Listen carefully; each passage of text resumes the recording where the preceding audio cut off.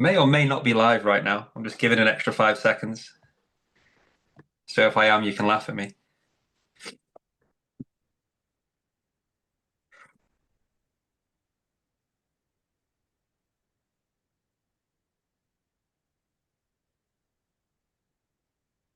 Still can't see anything.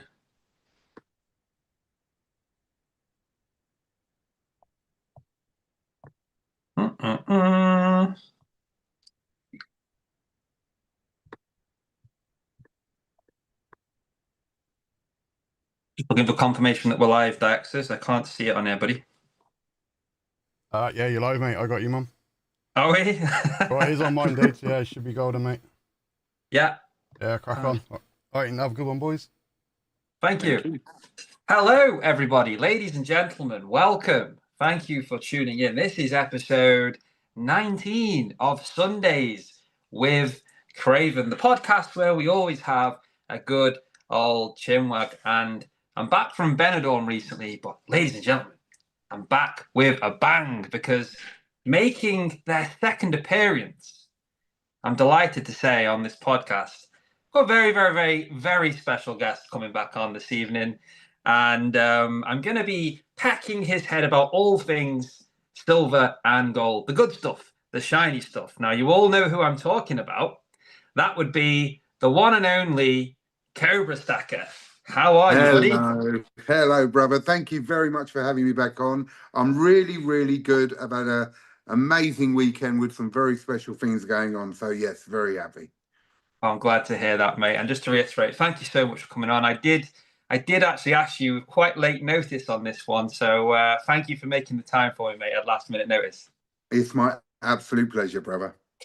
Excellent. Well, it's been, if you can believe it or not, mate, it was episode 7 of Sundays with Craven that you came on for the very first time. So it's been, I think, 3 months since that. I think we're exactly 3 months from that. Time flies. And I think that at that point, yeah, that was exactly when you just come back from your honeymoon. Is that right? Yeah. It was. I just got married and I just went off to Thailand for a couple of weeks with the missus. That's a distant memory now, but it was very good. Very good. I just can't believe how far the time has flown, and a lot of things have changed in that time. A few things that we're going to talk about this evening, mate. The price of silver and gold, precious metals, it has gone crazy, and that is something that I want to ask you a few questions to get your stance on shortly. What I'm going to do, just really quickly, before we get to that, I just want to say hello to the guys that have joined us already on the live, okay? Absolutely.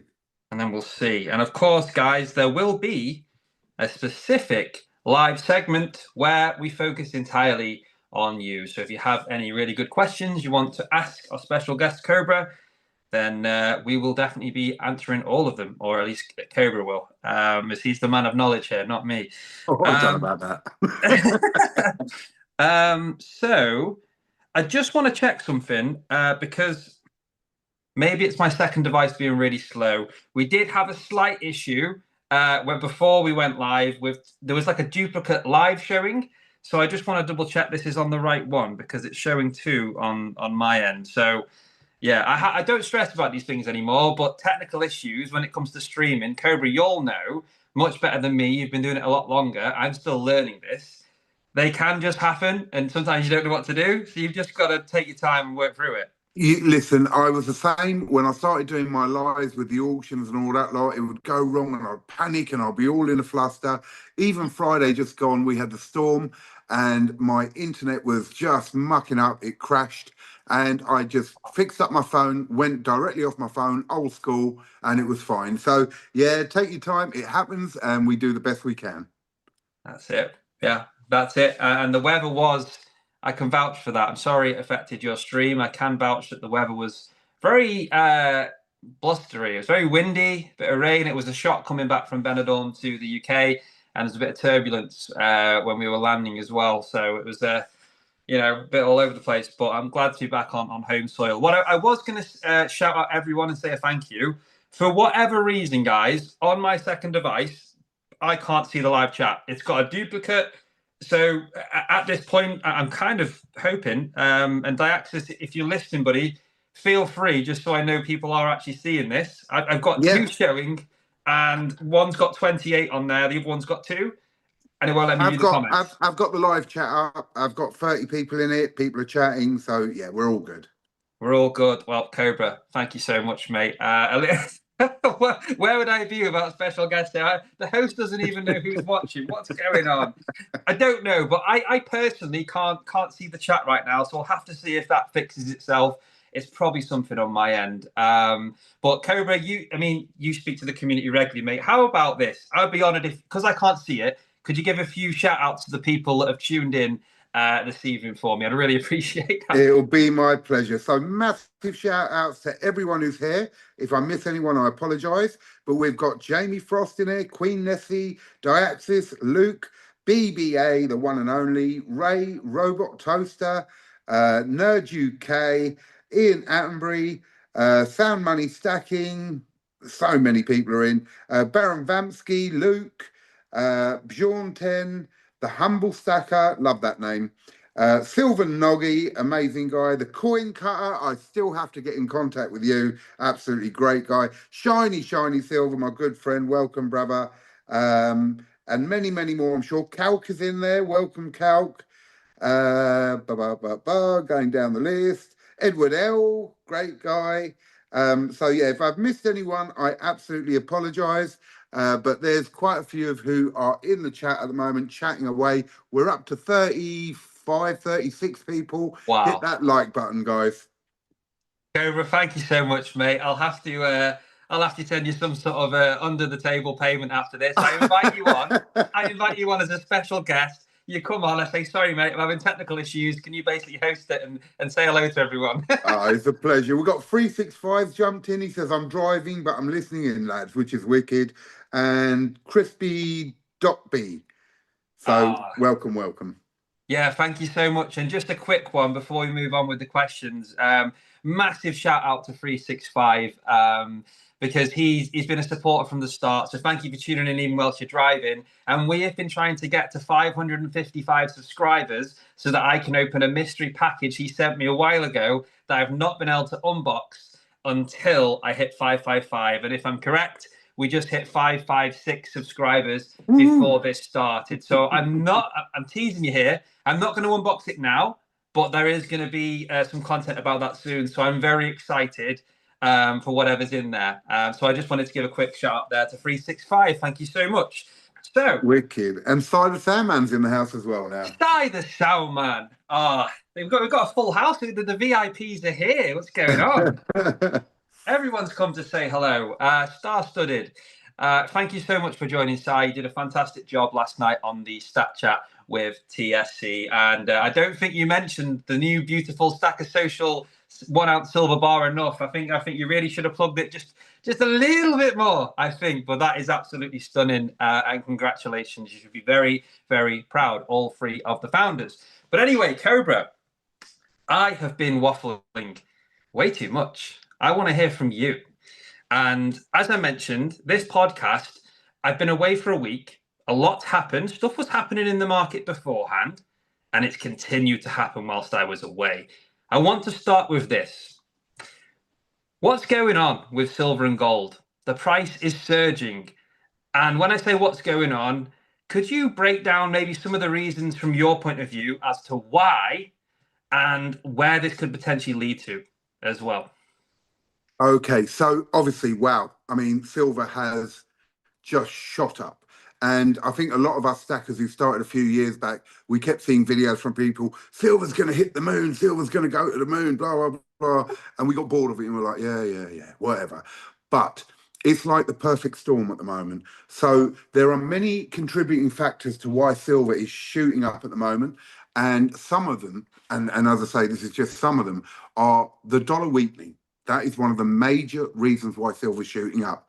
Then you have the central banks who are now hoarding silver like an asset. So they always bought gold and they bought other assets, and that would be part of their sort of stuff they were holding. Silver was not ever one of those things in a major way. Russia, Saudi Arabia, India, and now the US are now hoarding silver. And there's a reason for that. Industrially, silver has grown massively. So we all know it's used in solar panels, it's used in cars, electric cars and all that lot. It's also used in weaponry, in bombs. So we've got a world which is going into war and all sorts of different things going on. They need it. Every major country knows they're going to need silver in the future. And where people are hoarding it and keeping it so much, the countries have realized that if they don't hold a bulk of it, it's going to be a problem in the future for technology that they need. So, as I say, there are various factors that are affecting it. The dollar rules the world at the moment, and it's weakening massively. That affects the price of everything. That's just standard. And then industry is the other one. And then there's more of us. No, we're only a very tiny percentage of what gets bought in silver. But, people are switching on to it as well, which is nice. That's a good thing. And so silver has hit a couple of barriers. And I know people worry about what happened in 1990 and 2011. We'll get to that, I'm sure. But people were worried and the price is going up massively. There's a couple of barriers we've got to break through. If we break through them, we could see some real nice stuff. I'm personally very excited to see what the future holds. Wow, what a really interesting answer off the bat there you just given with all the reasons that are contributing towards this. And without me going back onto everyone you mentioned, I think there's also the supply and demand aspect as well. Like you said, if these big companies, this silver becomes something as a resource that needs to be used, they want to have a stock of it, everyone's buying it, the government's stocking it, countries are stocking it, you need to have some. And the price is only going one way. As people keep buying in bigger amounts, there's less of it available. And then when people think, oh, actually, this is hitting the mainstream media, the price is going up, we all want some, there's not as much available. So the price is only going one way. That's the way I see it. You're right. I would give a pretext to that and a little warning to that. Now, look, everything goes up and that's great, but you will get dips and you will get sort of downward trends sometimes as well. So be aware of that and keep that in context. You know what I mean? It's great. Yes, it's shooting up. We're all happy. A lot of new stackers who may come on will be buying where spot is 35, 36. And they, I would still suggest don't put massive amounts in one go. Buy it over time. Do you know what I mean? Because there will be little drops. Though the downward play are very short at the moment. So it will go down for a day by a pound, let's say, and within a day it's shooting back up. Our barrier is $50. Our barrier is $50. Remember that. So the last two times that we got close to this level or higher than this level was just under 50. If we break that resistance level at $50 and we hold it, we're going to see some massive increases. But you're absolutely correct. The demand is much higher.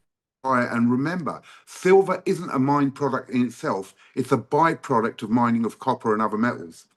And so though there is more silver than there is gold, let's say underground, we're pulling it up as a byproduct of other mining. So there's so many factors to this. It really is the perfect storm that's happening at the moment. I'm so lucky to be sat here getting to listen to you talk about this. Yeah, you make me blush. I'll have to go back to the backdrop. No, honestly, I'm sorry. It's since I started, I just never stopped learning, and I'm never afraid to ask any questions. I love hearing the answers that you're giving, and I'm sure people that have tuned in are really enjoying this as well. Most people with a lot more experience than me, and it's interesting to see where it's going. A lot has changed since April when I started Cobra, and you mentioned there about essentially the volatility in the sense that it could go down within 24 hours. It could literally drop £1, £1.50. I think we've seen that recently, but then go up again. It's not really moving steadily. It's like that. And that's when you've got to be a bit more careful as well, bro. I mean, the way it's rocketed up, right? In some ways, it would be better if it came up slowly, not too slowly, but just steadily went up. But it's gone directly vertical, let's say. Do you know what I mean? So you've got to be careful because there has to be a correction somewhere along the line. That doesn't mean it won't keep going up, but the correction is the time to look out for because that will be your opportunity to buy as well. So yeah, I'm not saying, look, I'm very confident with silver at the moment, very confident. Yeah. But I think it's always good to be wary and just keep an eye on it all and not put bulks of money in constantly. Watch the markets, watch what's happening in the world, watch everything that's affecting it. And that way you give yourself a better chance. No one knows everything. No one knows everything. If they Not did, even you'd you. have. No, unfortunately, not even me. I mean, I'm close, bruv. I'm close, you know? So close. No, I'm really not. I'm learning every day, just like you, brother. And remember, I started, I don't know what it was, 365 will know better, 4 years ago. And I've learned an immense amount, and I'm learning every day still. So no one knows everything. We're learning every day. And it's just, I love the subject now. You know, I look into it constantly. Same. I love hearing different people's point of views, and sometimes, especially with this podcast that I love doing and different special guests, it can be very similar questions that cross over each week. And that's because I'm very interested in the same topic, but from someone else's point of view. And something that you just mentioned there is something I was going to come on to, is about, although rather than going up gradually, we're talking about silver here, it's kind of just decided to go, you know what, I'm just going to go straight up like a rocket, and Yeah. it surged. You mentioned the word correction. Now, there probably will be a correction at some point. Do you think that will be soon? If so, could you put some numbers on this? Because you also mentioned the 50 sort of, was it dollars? Was the Yeah, $50 the $50 barrier? is the resistance. Yeah, that's the resistance. So again, if we break through that, we're on very, very good leading. Now, it's very hard to say when a correction will be or what it will be or how long it will last. But corrections happen all the time. You know, you've only got to look at the history of silver. Look, the thing is, there will be a correction, but I believe that if we break that resistance, we're going to carry on going up. There's nothing wrong with a correction. It gives us all time to settle. And that's fine. People were very weary about what happened in 1980, 1990, 2011, because silver shot up and then it crashed. And some people are comparing it to that and going, well, we've seen this before and it will happen again. I don't agree. You see, 1990, 2011 were two very, very different things. In the 1990 or 1980, can't remember, I think it was 1990, two brothers cornered the market in silver and spent millions on silver, and they hoarded it all, and that shot the price up. And then as it released, it shot the price down again, right? So that was a totally different kettle of fish. In 2011, we had seen the bubble burst on the mortgage market, and there were several things in the market, stock market crash, etc. And that shot the price of silver up. As it corrected, silver came down. We're not in those situations now. What has caused this one is a totally different thing. Technology increasing, banks hoarding it now because they want that silver as an asset. It's become a tier one asset, which is really important. And we haven't had a stock market crash, but I do believe in the early part of the next year, we may see one, but that will only boost silver even more. So we haven't had that effect. So what happened in those two previous crashes, which caused silver to shoot up and then drop, I don't believe we're in the same situation. I believe we're in a totally new situation. And remember as well, we all know that silver was suppressed for years. And there was going to come a point where it was going to break out. And that's this point we're at now. So again, so many different reasons why it's happening and very different to the two previous crashes of silver.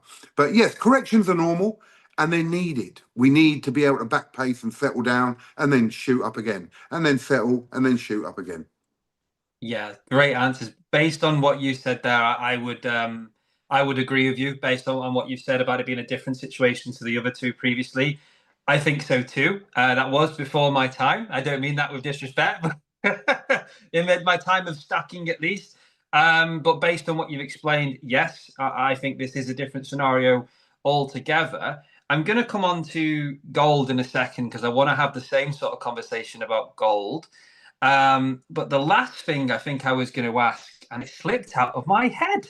What was I going to ask you, Cobra? It was something you said there that I really wanted to know. My question for you is, what was I going to ask you? I'm not sure. There's only an hour difference between here and Benidorm, and I feel jet lagged. And Oh, if I look like I'm looking to the side, if I look like I'm commenting on this and wants to talk about it, but yeah, so if I look like I'm looking down there, that's why. no problem. Yeah, I guess my question being is silver right now. I think I checked before this. Is it £35 and 60 pence? Oh, 35.60 roughly. Yeah, 35.60, which is incredible. Absolutely incredible.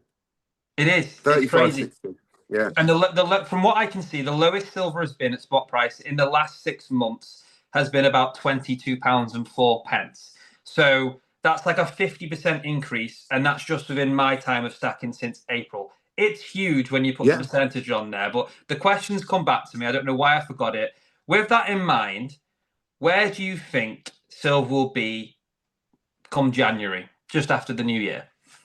The very funny thing was myself and the Stack Collector were having a great conversation about this yesterday, I believe.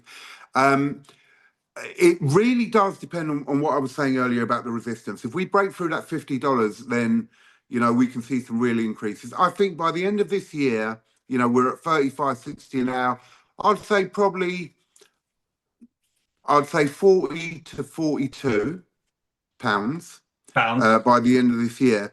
But I honestly believe by the end of next year, we could be looking at 60 plus. Wow. I honestly believe that by the end of next year, we could be looking at 60 plus. And look, don't anyone take that as gospel. That's just me and my thoughts and the way I'm thinking. And no one is to base any of their financial sort of thing on that, because I could be totally wrong and it could go the other way. So, I just want to make that clear. You know what I mean? Absolutely Cobra not. It will go there.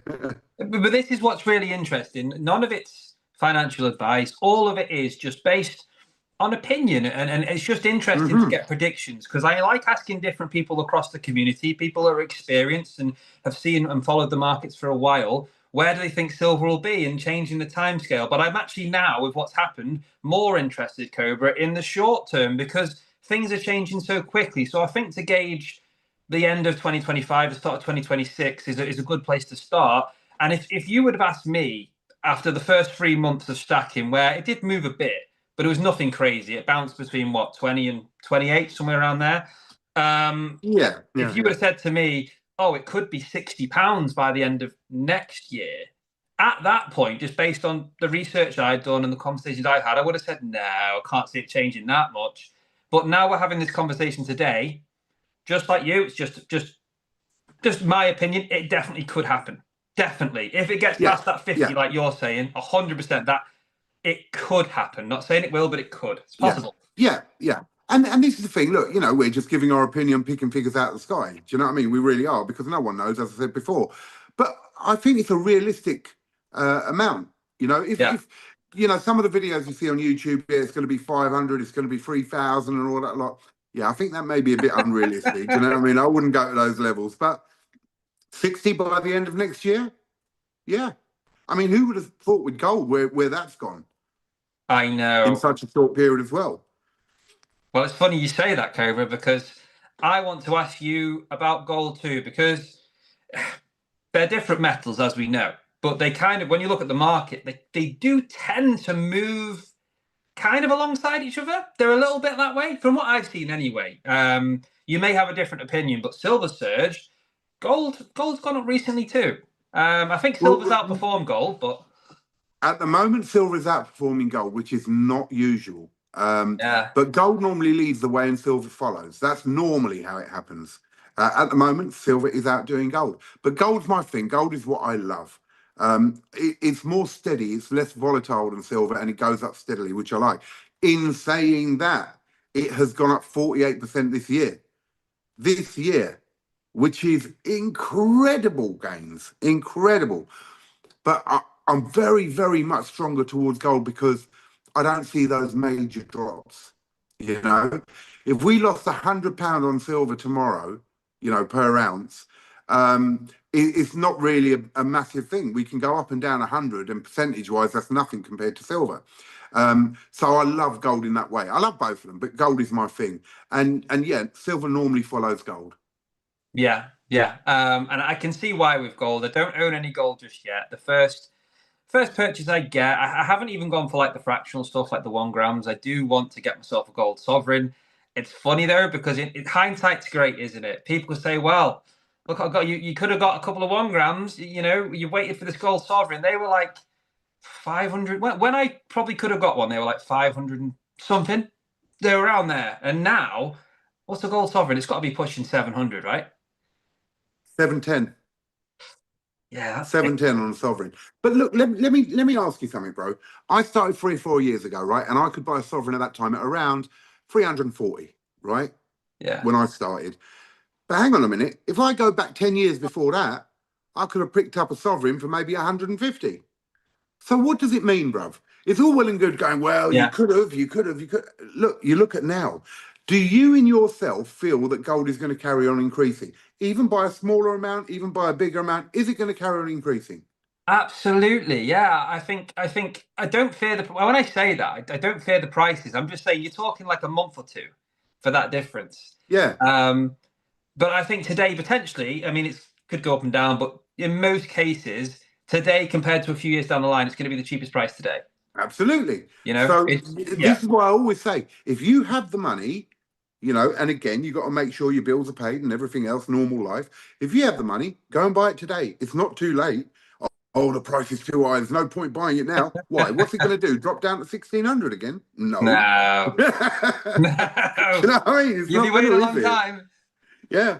And I'd rather have my money out of a bank and in gold and silver than Yeah. sitting in the bank losing to inflation with a low interest rate.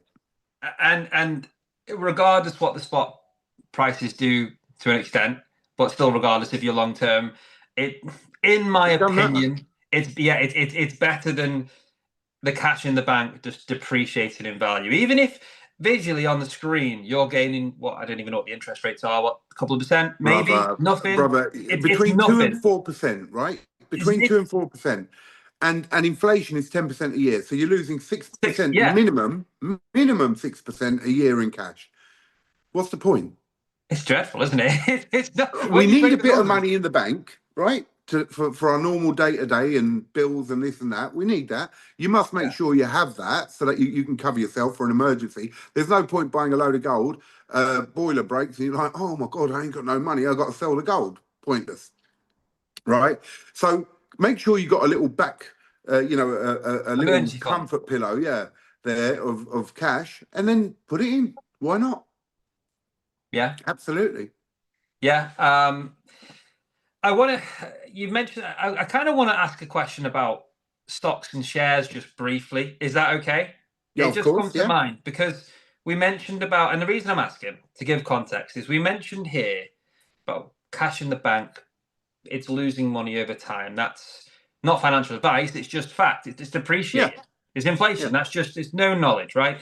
So therefore, it is potentially a good idea to invest in hard assets that are actually beating inflation. It's better for your cash.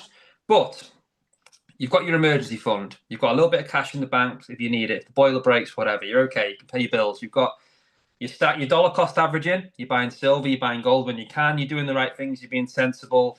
You maybe pick the odd piece up on a Friday night on a live auction that a certain someone does. But aside from that, if you wanted to diversify, could you just give a little bit on that and maybe what areas you would look at for people who are interested, aside from the metals, mate?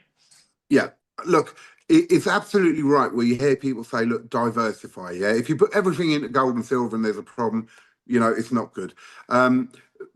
Again, having the asset in your hand is a lot better, in my opinion, than having your money in something which isn't in your hand, right? But in the same token, people have played the stock markets for years and done very well out of it and also lost out of it.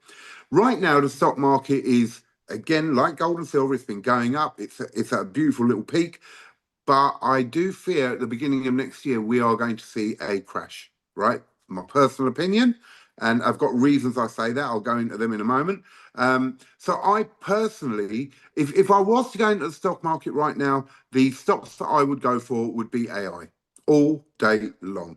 It is the biggest growing area in the stock market at the moment. Nvidia is one of the highest ones that you can just, your money's pretty secure.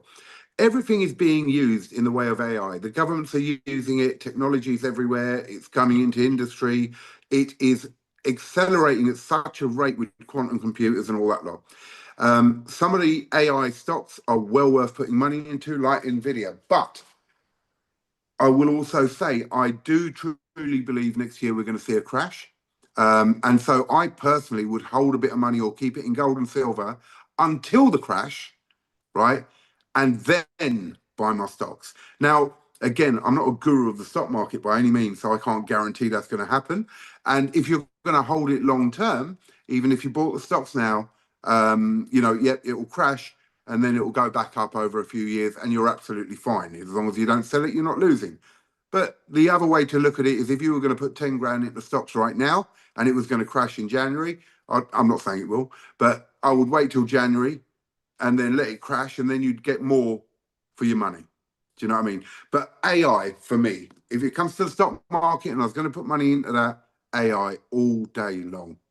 The mention of AI makes total sense when you're thinking about where's the money going to go technology-wise in the future. Well, AI is literally everywhere. It's in everything we do. Sadly, it's replacing jobs across the country, and but it's also, you know, there's some people have worries and concerns about it. That's a different conversation, but there is also a lot of positives if used correctly, and it's massive, and it is the future. There's no sort of hiding from it. If people aren't interested or don't want to learn it, it's happening. So why not? And I think it's good that you've mentioned that. I want to throw something else in there because I had a really interesting conversation. There was a few people, actually. It was a voice call within Stacker Social. And my good friend, the producer of this show, Diaxis, had a fair few bits to say about crypto. Now, I'm someone who I dabbled in I'm talking very small amounts, probably £50 here and there a few years ago. And then I cashed out. I never did anything with it. So I don't really know that much. Based on what you said there, do you have anything to add about crypto, or is it just a total no for you personally? No, I think, again, crypto is another one which has some very interesting things going on. You have to be careful, in my opinion, again, which crypto you go into. Bitcoin, extremely good. Ethereum, extremely good. Some of these lesser ones and Dogecoins and all that lot, I personally wouldn't play with. You know, a lot of people like boost these things up, pull the rug out, and the money's gone. But your main ones, Bitcoin is a very established crypto now. It's being used by governments, it's being used by different places. Restrictions are coming in by certain governments because they know where it's going. It's a big basis towards the CBDCs and all that sort of stuff. It can be used to back things. I think Bitcoin is massively, massively important to hold as a diversification on what you're holding. I think you have to understand it well in the way of cold wallets, hot wallets, etc. So you know how you're holding it, how it's out of the system. There are some people out there who really understand it a lot better than I do. I have played with Bitcoin. A good friend of mine, CPM, Andy, from the What podcast, Creative Precious Metals, he's great. He gave me a lot of advice. Well, he actually made me look into things more than just gave me the advice. He's very clever with that. He'll make you learn. And so I put a few thousand into it. I did pull it out. I had a little panic attack at one point with it, you know, where you don't know enough. And I pulled it out and lost a bit of money. Then I put load back in, made a little bit of money. And then I pulled it out because I needed to use it for buying some more gold and silver for my auctions and all that sort of stuff. But I definitely think it's a very good thing. My worry about it is, look at where we are with cyber attacks. Look at where we are. If a country wanted to attack us, it doesn't have to nuke us or bomb us. They only have to turn our internet off and we're in a lot of trouble. And cyber attacks are a major part of warfare now. The reason I don't like crypto as such, as a whole, I do like it, I like Bitcoin, but the reason I wouldn't put too much money in it is if we had a war where they hit our internet in this country, let's say, for instance, what are you going to do with your Bitcoin? Even if it's in a cold wallet and it's stored and it's safe, but you haven't got access to the internet, you can't help yourself, right? No. The only way you can help yourself is with stuff like that. Do you know what I mean? That's where this is why I say an asset that you hold in your hand, to me, is 10 times more valuable than something like crypto or stocks. Though I don't have anything against crypto and stocks per se. I'm not saying they're bad things. I'm just saying I like to have it in my hand. And let's be honest, and I just want to give credit to you there, mate. You so casually and smoothly flicked the camera when you said that. You just treated everyone to this absolutely stunning display. And look, I don't have any crypto. A little bit to do with the stocks and shares, nothing major. I'm mainly into the precious metals over time, but all the other stuff, none of it's as nice and shiny as the gold and the silver, is it? No. Absolutely.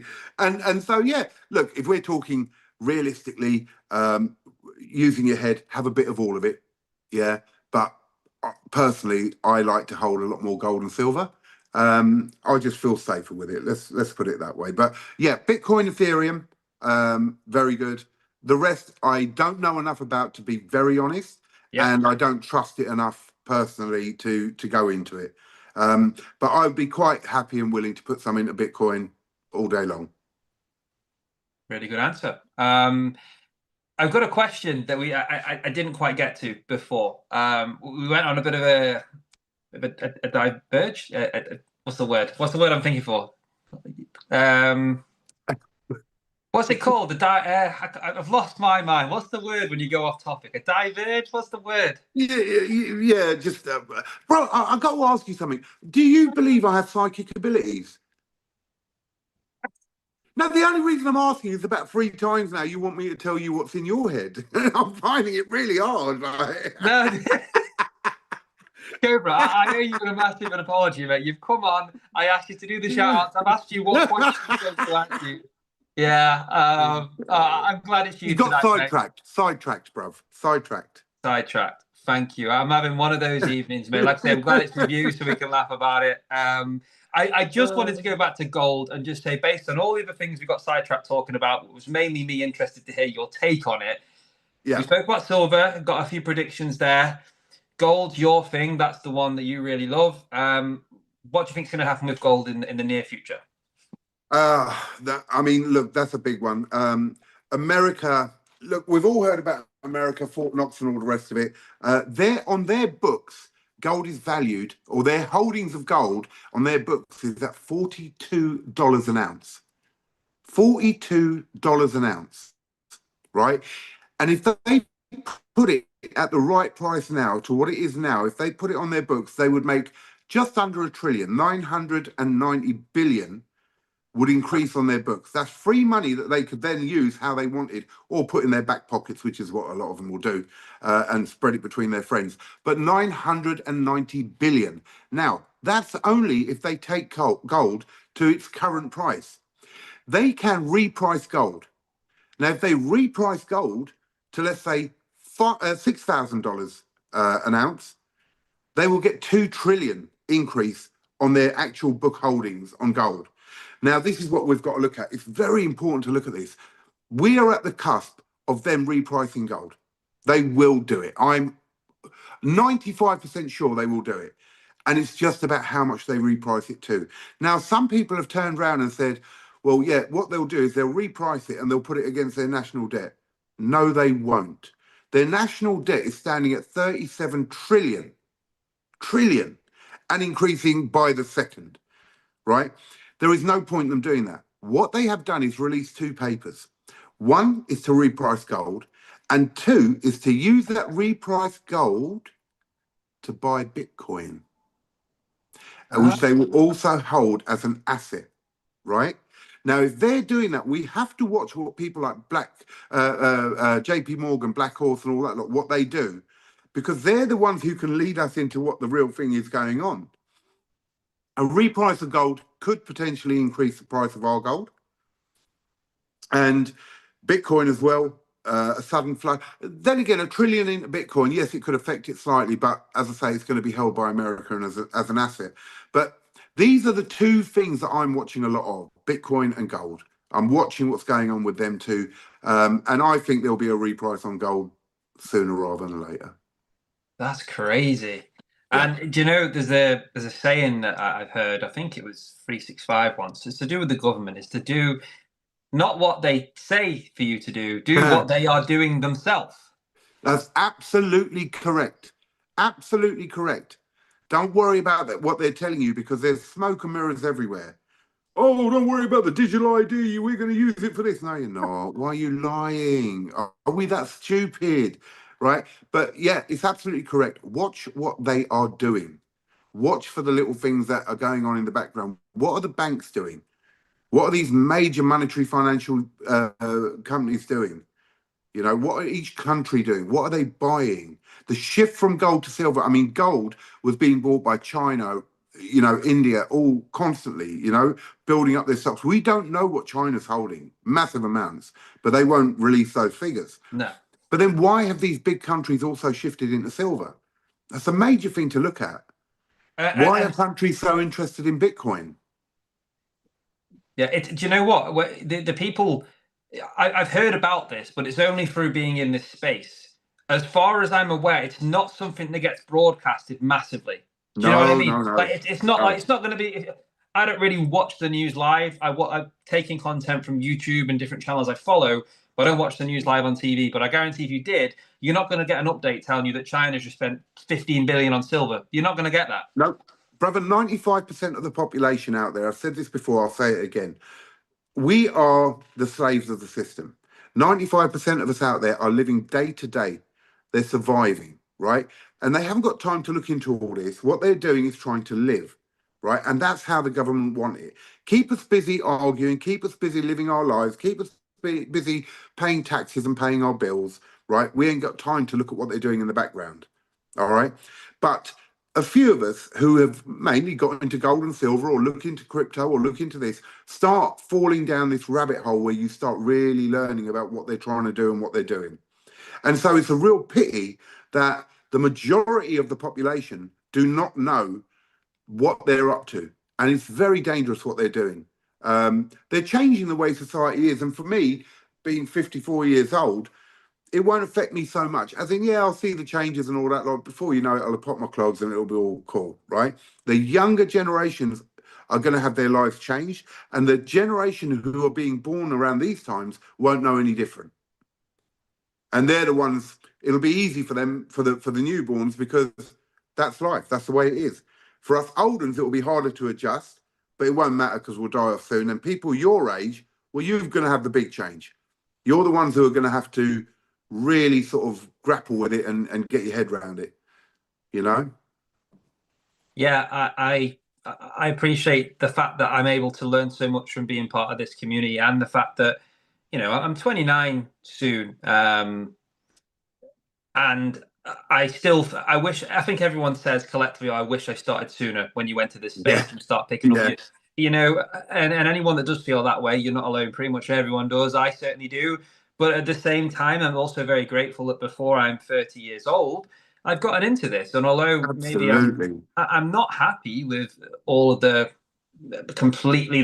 stage I'm at, but I've got a long-term plan to get to where I want to be in 15, 20 years. So, it's interesting to be part of this and keep learning. And I learn a lot through having conversations with people like yourself, mate. I really, really do. Two questions on that, and I know the answer is just a yes or no. You don't have to go into it. You don't even have to answer it if you don't want to. First one is, do you trust the banks? No. Yes or no to the second one? Do you trust the government? No. Okay, that's all. That's it. I mean, I sit with you there, mate. We could talk about all the details and everything we just said about what they're doing, what we don't get to know.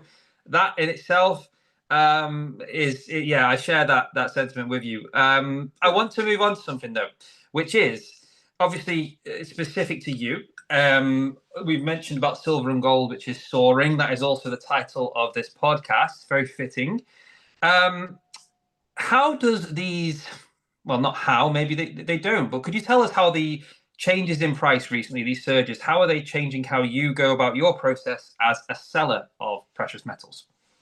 Yeah, I mean, that's a very good question, bruv, because obviously I have to buy quite a bit of silver every week. And it's quite, where it's so volatile at the moment, there's a big fear that, I could go and buy, let's say I'm buying tubes of coins at £38, and all of a sudden it drops. And then that, we can't sell for more than 35 or 34, but I've paid 38 for each coin. Yeah. So there's that big risk. And I'm not as big as Charles and Atkinson and all that. Like, they can take that hit, and they've got gold and silver, which they've had for years, which have increased, and it all balances for them. Yeah. With me, I'm week to week buying it. And so these massive increases, they do make me very weary of, do I buy another 3, 4, 5, 6 tubes a week, at 38? Oh, it's 39 now. Oh my God, it's hit 40 now. Do you know what I mean? Do I keep buying, or do I sort of slow down and wait and see? But look, I have to be realistic. I will keep buying because I need to have different pieces all the time that I'm selling in the auctions. I've got to make sure people can get it.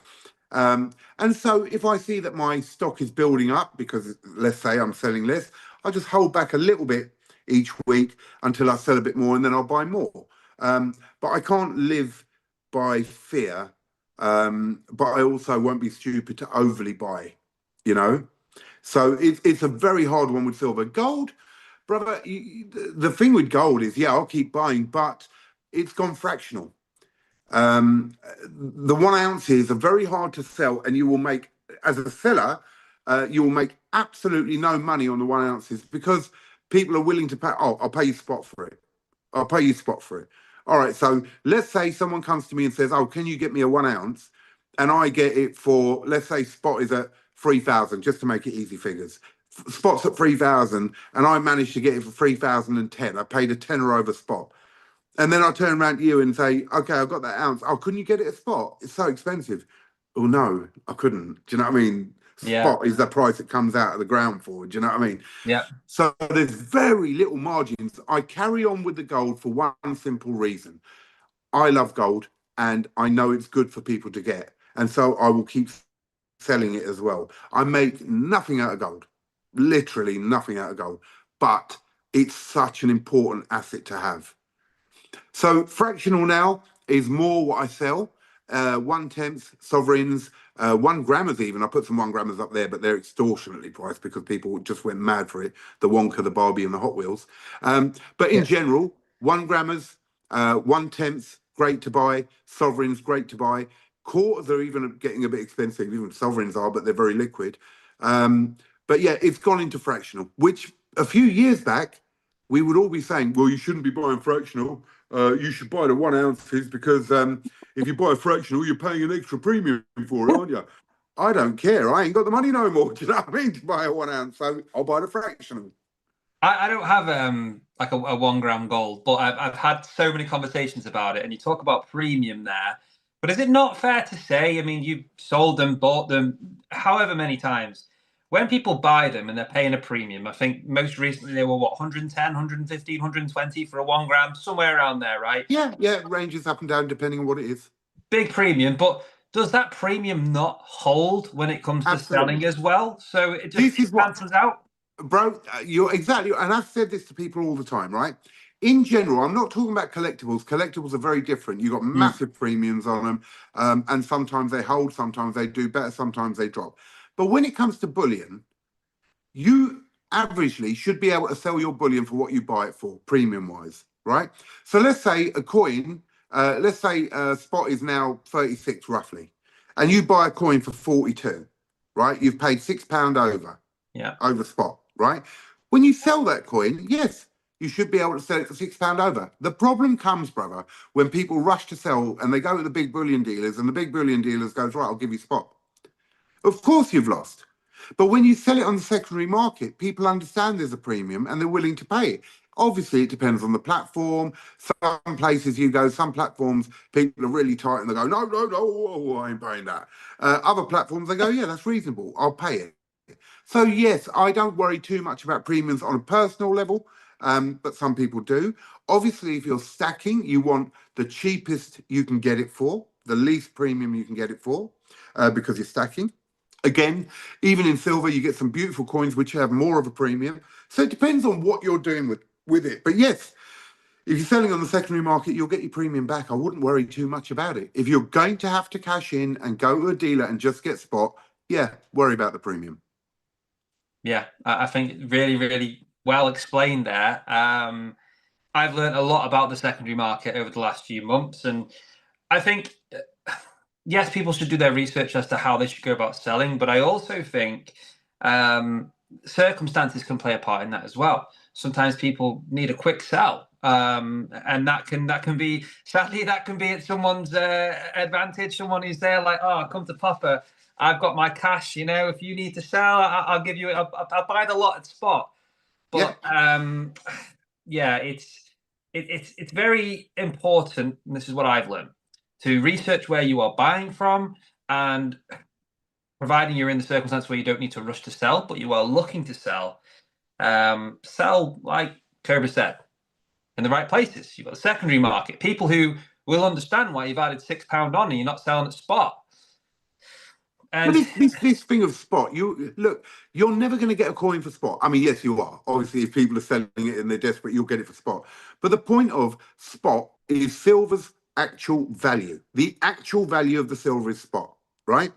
Now, the coin has to be made, produced, the artwork, the postage, the mechanics of it all, right? There's always going to be a premium. So if you're expecting, on average, not off someone who's desperate to sell, but if you're expecting to buy a coin at spot, you are not going to get it at spot. That is not what spot is.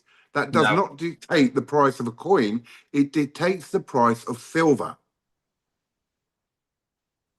Yeah. It's like saying I want to buy a Ford Escort for the cost of what it costs of each individual component separately. Yeah, all right, I'll give you a big pile of metal and a big pile of plastic and wires and all that lot, and you can have it at that cost. But I can't do anything with it because I need to put it together. Oh, I need to pay a mechanic. I need this. Yeah. You know? And then you need the tools, mate. Can I rent them? Yeah, exactly. And then you got a big bill. Yeah. Ford Escort would be nice though, wouldn't it? I wouldn't fit in it, but yeah. They were quite small. But yeah, really interesting topic. All things I like to talk about. I like to talk about what's happening currently because there's been a lot of changes. I also like to get people's predictions on what's going to happen in the future. So we've done that. I'm going to be completely honest, guys. In the background, whilst listening to this conversation, I have been desperately trying to get this live chat up so I can see what's going on. And I can't. I really can't. So would you want me to read some of the messages for you? I want to take a second to breathe here to just say, look, guys, let's see what people are saying. Are people enjoying this conversation with Cobra about all the shiny stuff and so much more? I just want to ask what people's thoughts are and see if we've got any early questions coming through, mate. That's okay. Okay, so I've rewinded a little bit. I haven't gone all the way up, so if I've missed people, obviously I apologise. 100% Brit US government going to ring Paul STC. Diaxis was saying that. I'm reading it out of context here. Cobra actually very knowledgeable. He should be talking to George Gavin. Thank you. Hi, Craven and Cobra says, no, John Clayton, welcome. Crypto is the new fiat, still a coin. Just a young pup, Cobra. Thank you. Thank you so much, Queen Nessie. She's called, or he or she has called me, I'll take it as a she, has called me a young pup. I really appreciate that because I don't feel it. What cream do you use, Cobra? I need to know. What's that? What cream do you use? I need to know. I don't use any. I honestly don't. I'm very lucky. Papa says, my question is why the UK government is pushing to go into stocks and shares. Because, brother, one person's loss is another person's gain. Right? So, yeah, I don't know. Are you saying why are they pushing us to go into it? Or are you saying why are they pushing for them to go into it? You'll find that governments across the world are telling their higher up people to get out of it at the moment, which is why I say I reckon there'll be a crash. Nerd says he's a baby. That's a stick-on beard. Okay. Craven is vintage. Blah blah blah. Looking for some questions. Loads of laughing. They're all taking the piss. Silver Noggy says he's 65. I have no hope. Let's hope. Just going through loads of laughy, chatty. So everyone seems to be enjoying themselves. Looking for any questions. That's my motto in work. Trust nobody, believe nothing, give oxygen. Yeah, agreed. Self4 says 30 likes now. Could we get it up to 40? Will Craven sing for us if he gets 50 likes? I want to see who can sing better, TSC or Craven.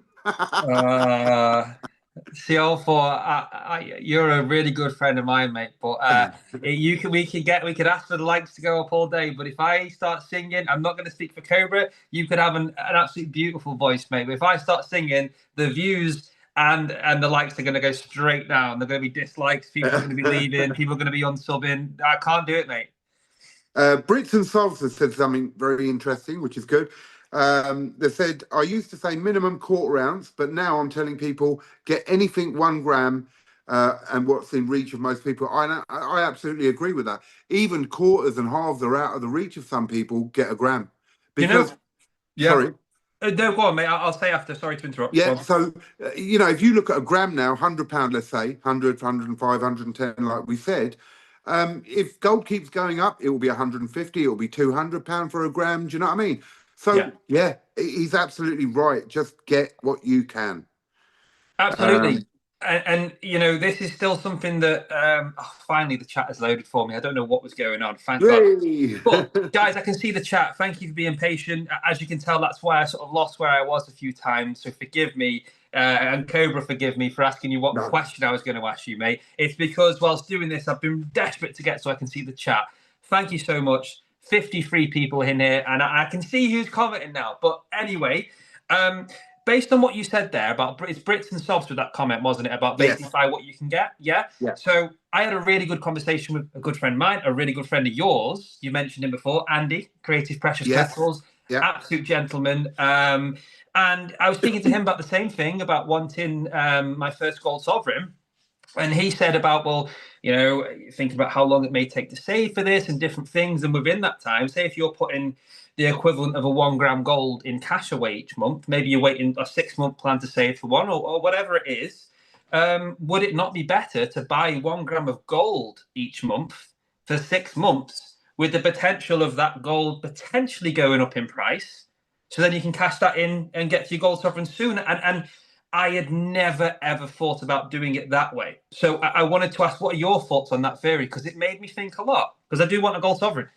I absolutely agree. Look, there's 2 things. One, cash inflation going down in value, right? So you're holding that cash waiting to buy your sovereign, right?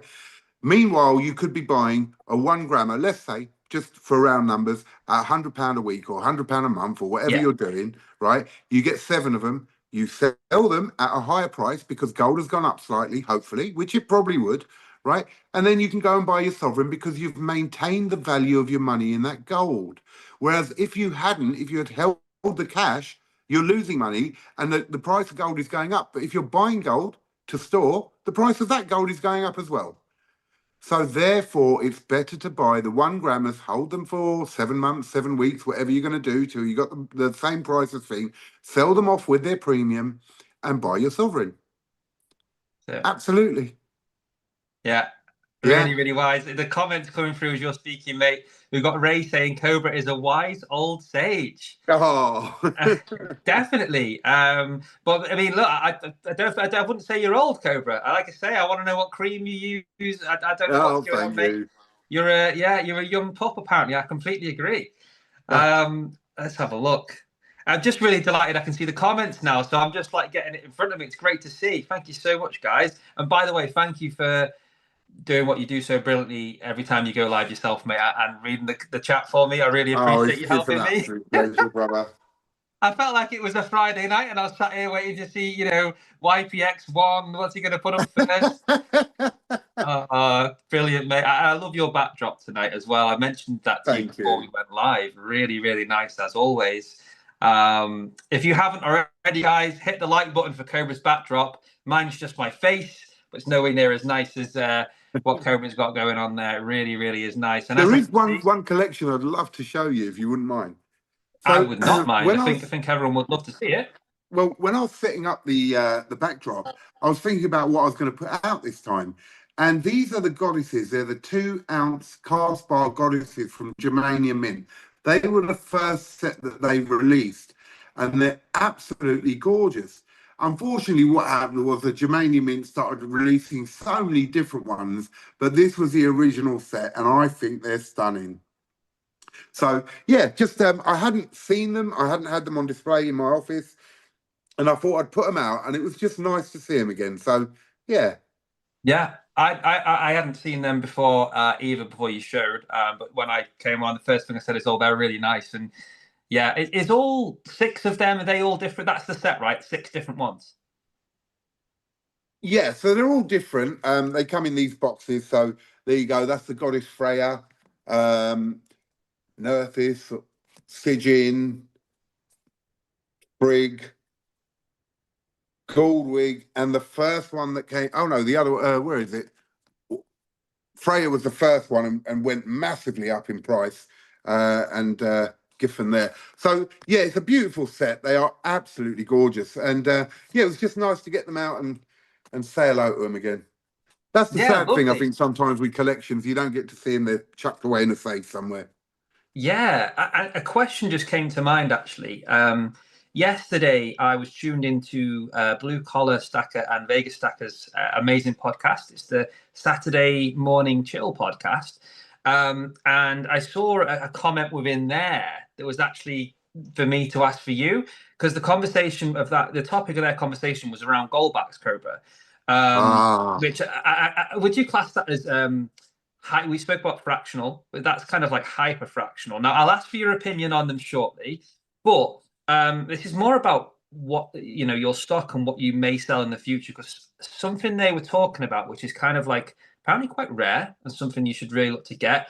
Is it the New Hampshire 50 goldback? It was a question from Luke K1, who wanted to know if they'll see that from you anytime soon. Is it called do you know what I'm on about? Maybe I have to find it. I will find it. Okay. So with the goldbacks now, I really want to get them out of the safe. I might do it in a minute. With the goldbacks, I've started collecting these. Now I've got the whole set of the Florida and the whole set of the Oklahoma from half all the way to 100.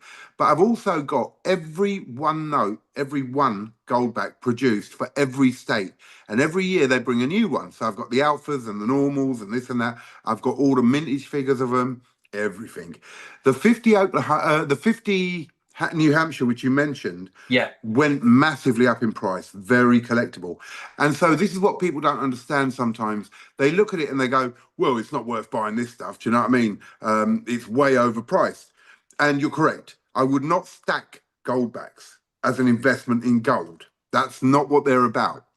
One, in America, in the States, they are used in the country, as in you can use them as currency in certain places which accept goldbacks. They are always returnable to goldback for gold US coin. So that's really great. And they're fungible, which means they are exactly the same. A half, you could change 100 halves into a 50 note and it's equivalent, right? So I love goldbacks and they are great to collect. And I'm telling you now, as they get bigger and bigger in America, the low mintage ones are going to be extremely expensive. So yes, I love goldbacks. Absolutely love them, and I collect them. Yeah, I find it interesting. I've had my hands on a couple. The last one I had was a half goldback, I think, Florida. I think it was a Florida one, and I just won it for free. I can't even remember where from. It might have been off a free whatnot thing that I was in. And my dog Hovis got there before me in the post, and he actually managed to bite through the package, and there were some bite marks in it. And I gave that away not too long ago in a giveaway on this podcast, and it ended up with Shiny Silver, a good friend of mine. Wicked, yeah, great guy. Yeah. To actually see them in person, mate, they are really nice. And I believe if they get damaged or what's the phrase? Because they're laminated, they will replace them. Yeah, you can if you've got a few in your wallet, say people use them as currency. You've got 10 there. Here, I'll take these. They'll give you brand new ones. Yeah. Free of charge. Yeah, they'll take it in and swap it. As long as there isn't gold missing out of that note, you haven't cut it in half and kept half and said it's damaged. Yeah. So as long as the gold's there, they'll replace it, yes. Yeah. Thank you, Diaxis, who put delaminate. Yes, that is what I meant. And only a half because Hovis ate half of it. Yeah. No, it was a $half gold back, or that's what it was. But Hovis did get a big few bites in there. What I'd like to do, guys, we're just past 8:30, so we've been going on for an hour, and I don't know about you, Cobra, it's flown for me. I've loved this conversation, mate. I always do.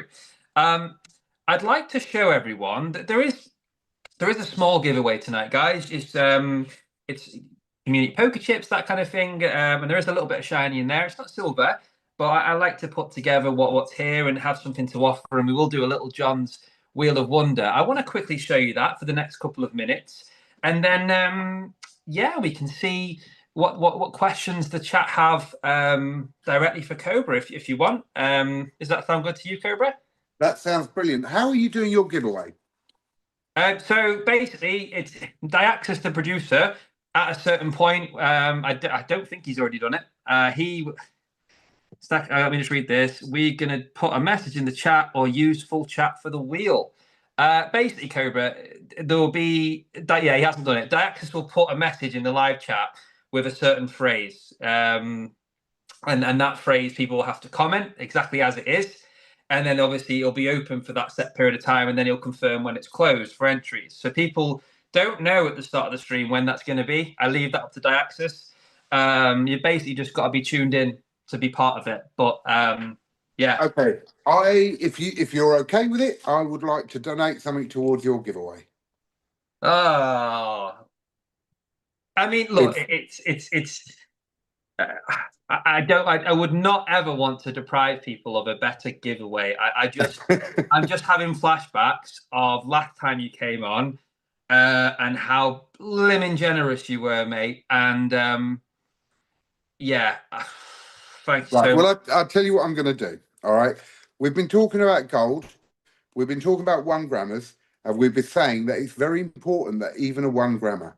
Yeah. Yeah. So there you go. That is what I'm going to donate. It is a 1 gram Scottsdale gold. All right. To your giveaway. Okay. There it is. Guys.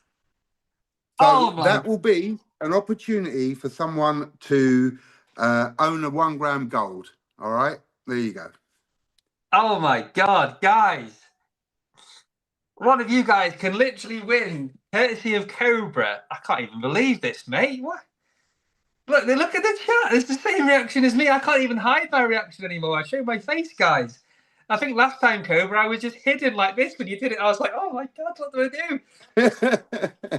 do? Wow, nice, wow, let's go. Guys, if that's not a reason to smash the like button, I don't know what is. Do it for Cobra. That is incredibly generous, mate. You're happy It's my to donate pleasure. a 1 gram Scottsdale Mint gold bar just for people that have tuned into Sundays of Craven this evening. There you go. And can I tell you what happened on Friday's auction? Yeah, absolutely. Bro, we have a pyramid, and every week I put 1 silver coin into that pyramid. It built up to £2,112 worth of silver, and it got won on Friday by Bullionaire, right? And I hand delivered it today to his house. He's a 25-year-old lad.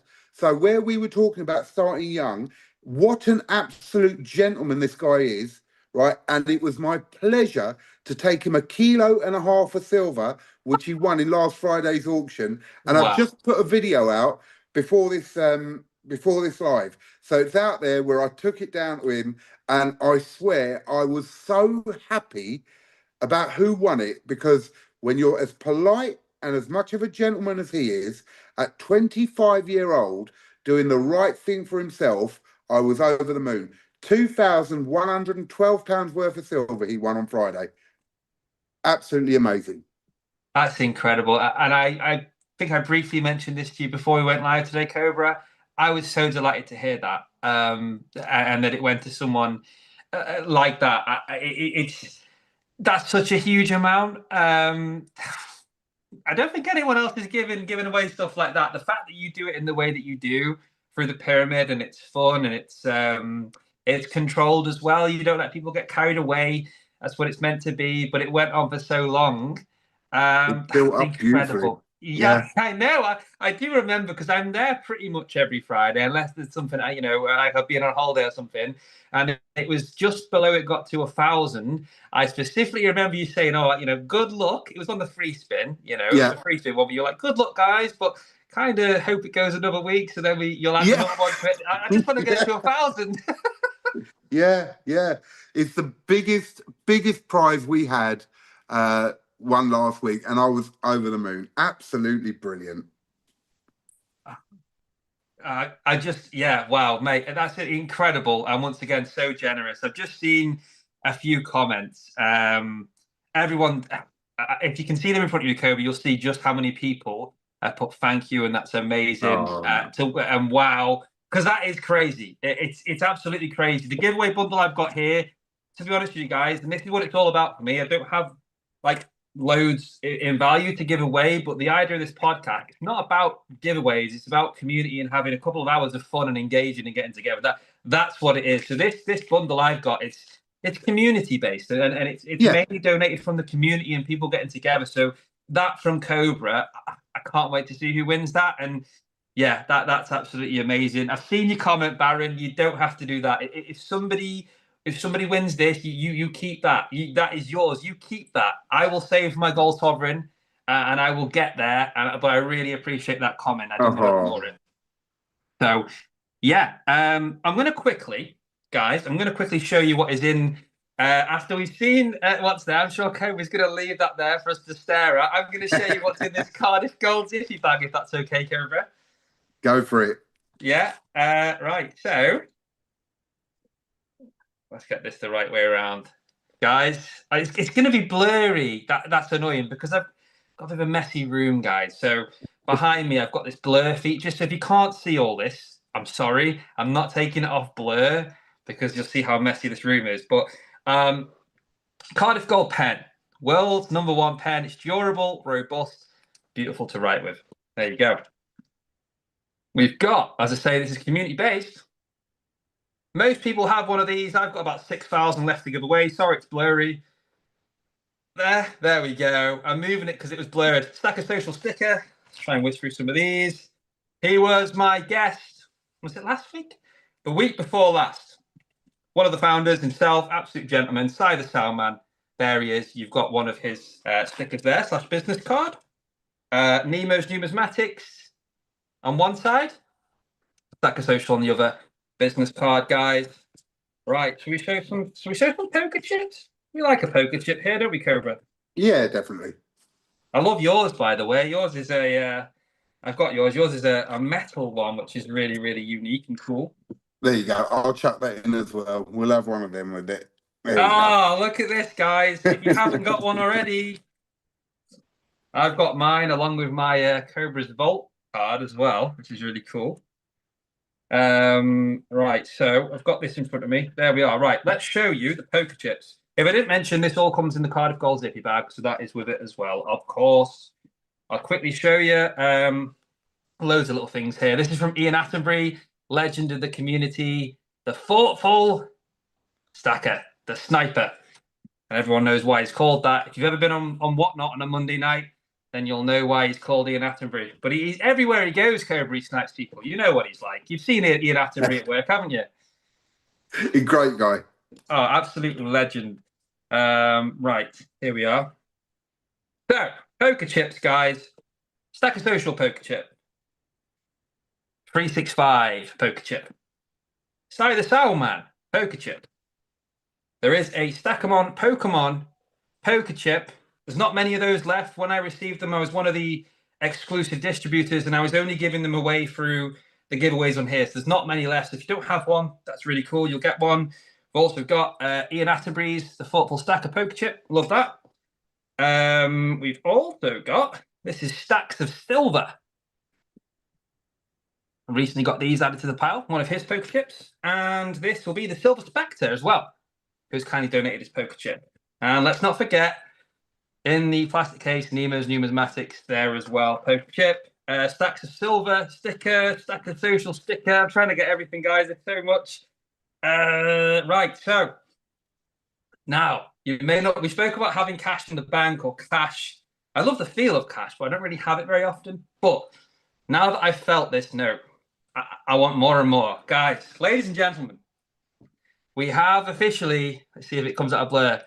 The Ian Attenbury, 1,000 guineas. Now, look, it's not financial advice, okay?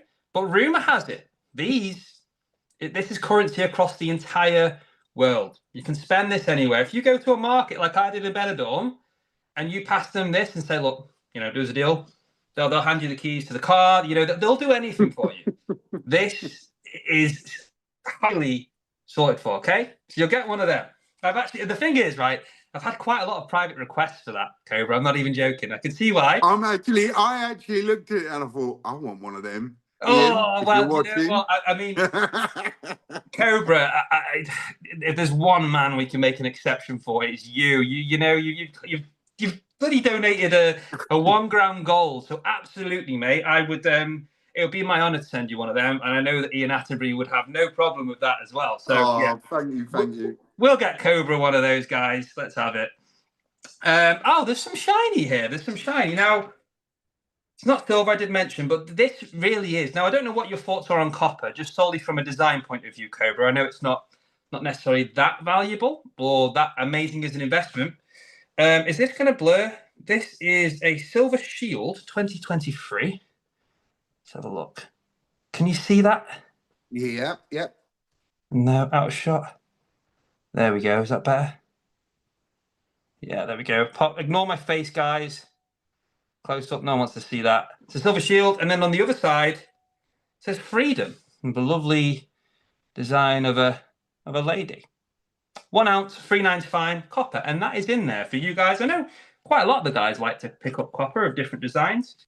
And that's in there, guys. Oh, look at that. I love copper. As an investment, no, absolutely not. No. But on coins, copper shows up the details so nicely. Yeah. I think it's great. So yeah, I'm with you on copper. Yeah, I've picked up a few pieces, mainly just from very kind people who've sent it as gifts and in mail calls, and I love that. I'd never sell any of it, but when I look at it next to like a silver piece, I just think the copper really does look really, really nice. The design shows up lovely, especially in the light. So yeah, guys, there's a mixed bundle there, as always. Community based. Thank you so much to everyone that's donated poker chips, stickers, the copper round as well. You know what? It's a shame, really. I haven't even got a poker chip to add to that. I'm gonna get some more soon, guys. I promise. But it is a nice little bundle, and of course, on top of everything I've just shown you, the man himself, Cobra, has added in a CobraStacker poker chip. And behind it, if you just look there, I know there's a lot of other things to look at in the background, so don't get distracted. There's a Scottsdale Mint 1 gram gold bar, which is beautiful. And Cobra, I can't go more than 5 sentences without calling you generous. You really are, mate. You're a gentleman. Thank you. No, look, the community have done a lot for me with their support and in the auctions and all the rest. So it's just my way of giving back sometimes. And I'm in a fortunate position now. I wasn't always. I came from a very hard background. So it's nice to give a bit back. And as I said, like with the guy who, with Bullionaire, who won that thing, he's 25 years old. What a nice start for him, right? So yeah, it's my absolute pleasure. And just out of interest, had Bullionaire been stacking for long before this? Not that long, maybe a couple of years, but he had a small stack. He's a young lad, he's working, and so this gives him a nice boost. You know what I mean? I just think it's brilliant. I'm just so pleased. Well, someone could have been stacking for 10 years if they won that COVID. It's a flipping nice boost, mate. It's such a lovely story, and I need to watch that video. If you've made a video about it, I need to watch that. It's a great video. I really enjoy doing it as well. Yeah, I'll link it in the description as well when I get onto that. Yeah. Absolutely. Okay, guys, that's the bundle. We've seen what Cobra's added. So it's 10 to 9. We will probably come to the giveaway, let's say, half an hour, maybe, right before the end. So, yeah, I don't know if Diaxis has ran that yet. All you need to do is be tuned in the live chat, keep your eyes peeled, and follow the instructions when Diaxis tells you what phrase to put, and you're good to go. You'll be in. It's not too much to do. Good luck to everyone. We'll get an update on that in a little bit. But, guys, I am going to be looking at the chat because this is the point. This is the designated segment for you people. Oh, last chance. Just before we do, last chance, only message if you haven't already posted, but in honor of Cobra, text, I love that, text Pyramid in the chat for your entry into the wheel. Yes, in honor of Cobra, the great man that he is, put Pyramid if you want to get into the giveaway, guys. It's really quite a juicy one tonight, thanks to Cobra. So, yeah, I can see some more people just making their way into the giveaway here, Cobra. And BBA's been very kind. He's put the link up for that video of delivering the prize. So that's lovely. Thank you, BBA. BBA, you truly are the people's champion, mate. You're everywhere at the same time. I don't know how you do it, supporting everyone. Thanks for doing that. I will be watching that video after. I loved hearing that story. And yeah, long live the Pyramid, Cobra. Please never let it go, mate. I know you love it. I do. Yeah. There we go. Lots more. Stacking with Craven, are you and X20 twins? You look like brothers. I've never seen X20, so I don't know what to comment on that. If you go into Berlin X20, we can see how true that is. I know you've met a few of the guys already. I haven't. Yeah, you've met X20, Cobra, haven't you? Yes. Yeah. I mean, is that comment make sense, or is it just a joke? I'm trying to remember X20's face now. I know X20's he doesn't show his face on his channel, so I don't want to talk too much. But no, have I met him in person? I've not been told I'm anyone's twin before. I don't know. I can't remember. I can't even remember if I've met him in person. I can't remember. I think I have. My memory's going. I'm getting too old. I told you. No worries. Well, I am going to Berlin. I know you are, Cobra. Guys who are here tuned in, if you go into Berlin, I can't wait to meet you all. It's going to be so much fun. It's my first time. You're going to love it. You're going to love it. I promise you. I really am. And yeah, I did say, Cobra, stand by. I'm going to be buying you a beer or two, mate, for sure. Yeah. For all the lovely things you've done, I owe you at least that. So let's have a look at some of these comments, mate. So Jack Stack says, stacking with Craven, did TSC give you those pens? If he did, they're probably empty.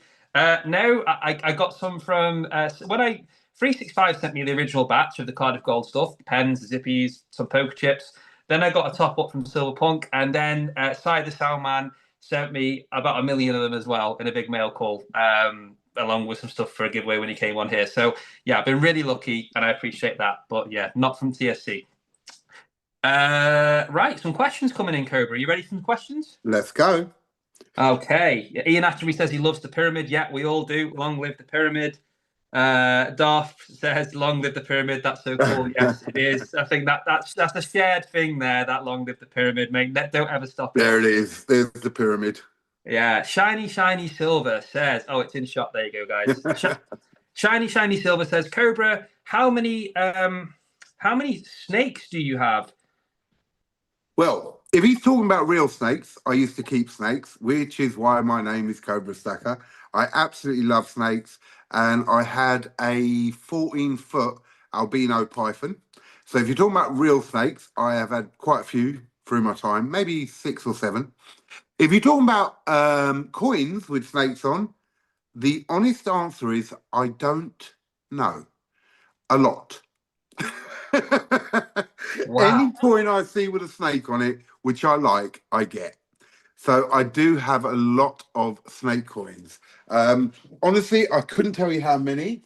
I'm just having a look if I can find something here, nice one for you to have a look at. Here, have a look at this. This is a 5-ounce. Oh, Cobra. Look at that. But the detail on it is just spectacular and high relief. Absolutely gorgeous. Yeah. So, yeah, loads. I've seen the one of the beautiful ones that Backyard Bullion poured for you live. That's a stunning Cobra as well, mate. Yes. I love that. And GSH did me a really big version of it. Hang on. Yes.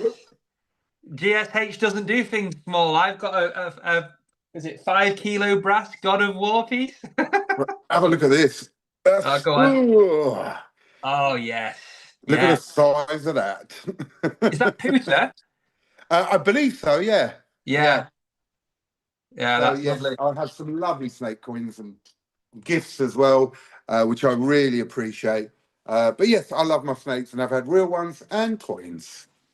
Yeah, I love that. I mean, you can't really go wrong with a Cobra design. It's a really cool design. So yeah, and interesting to hear about the background there with the Cobras as well. When I was growing up, you mentioned the 14-foot albino snake. Yep. I think you said when I was growing up, we had a trampoline. It was a 14-foot trampoline, so I know exactly how long 14 foot is. That's a big snake. It's a fair size, yeah. But great questions. So let's have a little look here. Loads coming in. Wow. Let me go back up a second. Right, Cobra, you ready for a fast, quick, rapid fire round, mate? Go for it. Right, so Nerd UK says, Cobra, are you bringing the tube back? Yes, I am. So I'll quickly tell you about it. The tube You have a 2-ounce coin in it, and the rest is filled up with 1 ounce. You buy the 1 ounces. Whoever gets lucky gets a 2-ounce out of it. You don't know what you're going to get. It's in the tube. I have just been waiting to get some 2 ounces. It's been really hard. So as soon as I get some 2 ounces in, the tube will be back. Yes. That sounds really exciting. Look forward to that. There's a good question there from Nerd. Ciol4 says, oh, are you ready for this? Yeah. He's got permission from the wife to come to Berlin. Amazing. I'm really happy to hear that. Ciol4, you're going to love it. I would love to link up with you and say hello. It is absolutely amazing. If anyone can go to Berlin, please do. You'll be amazed at what you see there. The great thing is us all meeting up. So the first year I went, there was only 3 of us, me, CPM, Backyard Bullion, maybe a couple more. Last year, there was about 15, 20 of us, which is great. And this year, I think there's going to be a lot more. Yeah, I really can't wait. And a lot of people talking about it as well. My heart dropped because my flights got cancelled. So I had to rebook, but there were none available for the same day. So I've actually, courtesy of Miss Craven for sorting it, we're actually going for an extra 2 days. So I've got like 6 days in Berlin now. So we're gonna enjoy the fair itself, linking up with people, and also enjoy spending half the time going around exploring Berlin as well. It's a beautiful place. Because I've never been to Berlin either. Yeah, perfect. You'll enjoy it. You're gonna love it. Yeah, can't wait. Right, questions.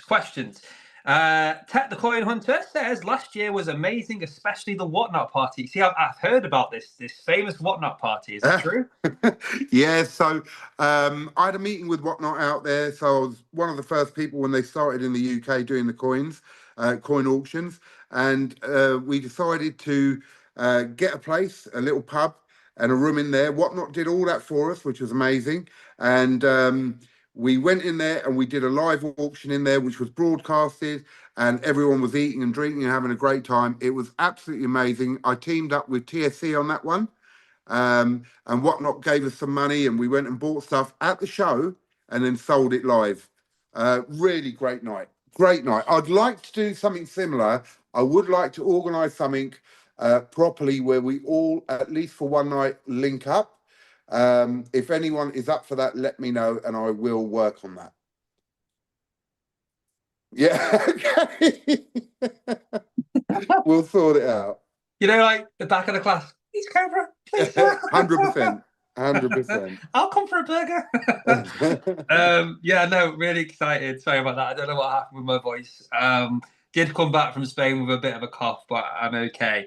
Alan, SWC, good to see you, dude. Thanks for the comment. Says, Cobra, do you know when PAMP will release the 2026 10-gram and 1-ounce silver lunar bars? Honest answer to that is no. I keep a very good close eye on PAMP, but mainly for their gold bars. So honestly, I don't know. So apologies, I can't answer that one. Yeah, fair enough. Ty the Soundman, thank you for the comment, mate, and thank you for being here. Absolute legend. Question for Cobra. Will you be buying the whole hotel bottles of champagne in Berlin again in January? So last year we were in the hotel and we went to the bar and I bought a couple of bottles of champagne for everyone to enjoy. I'm not in the same hotel as a lot of the guys, so a lot of them in the Malia. I'm in a different hotel. I'm actually in the hotel where the show is this year, the Estrelle. So I will link up with everyone. I would like, if we can organise, maybe Si, myself and Stack Collection or can get together and organise a night where we all are in the same bar. And yes, I'll buy some champagne. There we go, guys. There we go. If you were thinking about it, now the champagne's been mentioned. It will be there. Yeah, oh, that'll be amazing. I'll still buy your pint though, mate. I'll still buy your pint. I will happily drink that pint with you. There you go. Luke says, how much was the 14-foot albino worth? Oh, I mean, this was many years ago when I had that one. Sorry, a snake's expensive? Not majorly. It depends on the snake and it depends on how long you have it. So when I bought it, it wasn't 14 foot. It was probably about 2 foot when I bought it. And then it grew to 14 foot. So when I bought it, it was probably, I don't know, this was 30 years ago. Probably cost me a couple of £100.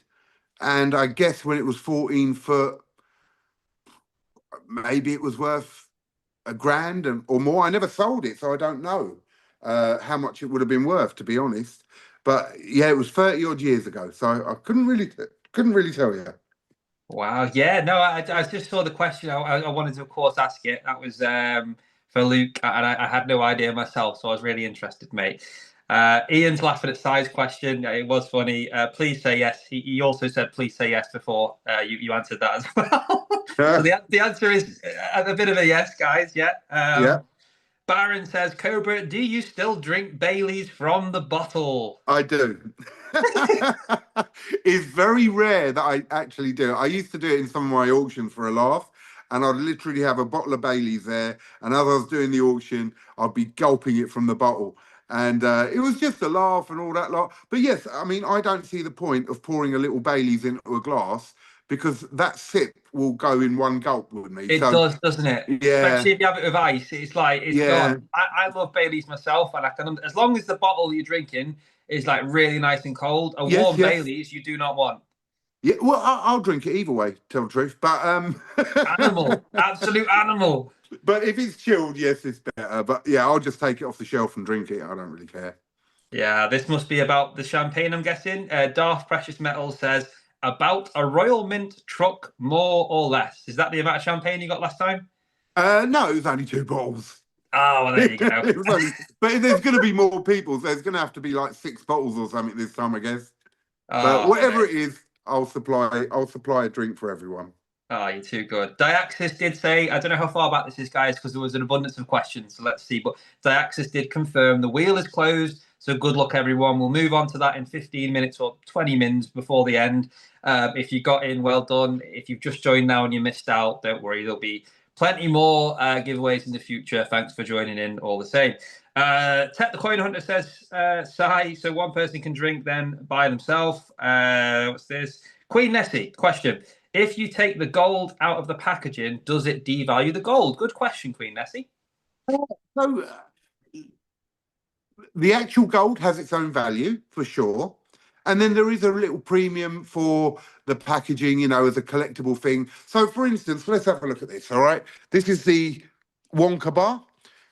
Extortionate prices these are going for at the moment, 5 gram Wonka bar. So it's 5 grams of gold. So it's already worth, let's say, roughly £500, right? Yeah. A bit under, but actual gold value. If you took that bar out of there, so these are selling for about £750, £800 at the moment. If you took that bar out of there, 100%, you will lose money, right? Out of that 750, you will not lose the gold value, but you'll lose the collector value. So it depends on the gold, depends what it is, but you'll never lose the value of the gold. The gold is the gold, but if it's in packaging like that, it's a collector's item like that. So yeah, if you take it out, you're going to lose money. There you go. Ray says, Cobra, did you open any retail shops after, or do you plan to in the future? Okay, so that was one of my plans before I got the office. I wanted to have a proper coin shop, but of collectibles, beautiful pieces and all that lot, not just a rough coin shop. I opened the office and people have come and visited me in the office and they've bought stuff from here. And you're welcome to do that as long as you make an appointment with me.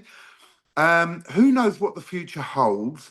The only problem was that if I opened a shop, I wanted to open it in a big shopping centre like Bluewater. The problem then comes, they have rules that you have to open 7 days a week from 9 a.m. till 8 in the evening. And I'm also trying to sort of semi-retire. So I don't know if I want that responsibility of 7 days a week that shop has to open. And with gold and silver, you need people you can really trust to work for you. So we'll see is the answer to that. We'll see. Let's not forget, guys, along with the occasional Whatnot auction, a weekly Friday night auction, running a security firm business as well. Cobra, you're one of the busiest guys I know, but I wouldn't put it past you to, on top of that, whilst semi-retiring, to open up a retail shop. Who knows? But just a follow-up from me on that, mate. If you did, I won't hold you to this, but what would you call it? Would it be like Cobra's Vault or something? Yeah, Absolutely. Cobra's Yeah, Vault. wicked. Yeah, I love that. I thought it would be. That's a really cool name as well, by the way. I was kind of Thank hoping you. to say yes. Keep the brand going. Yeah, absolutely. Scott says, Cobra, what is your tip to buy in terms of gold, either coming out in 2026 or now for investment? That's interesting. If it's investment, straight up. If you're literally looking for investment, straight up, CGT free, Britannias, sovereigns, I would say all day long. I would go 1/10, quarters, and sovereigns. Um, if you have the money and you want it just because you want it, get 1 ounces. But again, you're going to have a smaller market to sell it to when it comes to selling, and you don't really want to sell it to the bullion dealers because you only get spot. So preferably 1 gram, 5 gram, 1/10, quarters, and sovereigns. Yeah. Well, I'm going to be selfish here and throw in one question tailored to me based off that excellent question. Obviously, I mentioned Cobra. I'm looking to get my first gold piece, which ideally will be a gold sovereign. So for me, obviously, I could go and get a gold sovereign now. But if I'm correct in saying 2026, the gold sovereigns are going back to the traditional yellowy gold color, and they will also be made with new security features that they haven't had before. So if you were me now saving for that first gold sovereign, would you just get, one that's already been made, whatever year, best value, or would you get one of them? Okay, here's the thing.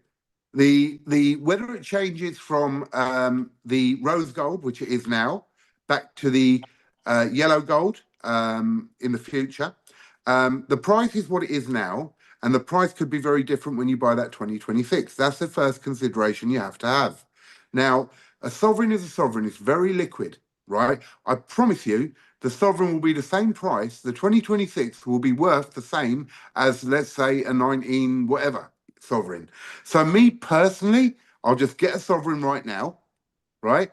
And then save up for 2026 will be out there for a year. Don't forget, there are special sovereigns that come out. So in 2025, 2 sovereigns were released, the shield back and the other sovereign, which were proof. And the mintage on that was only 2025, right?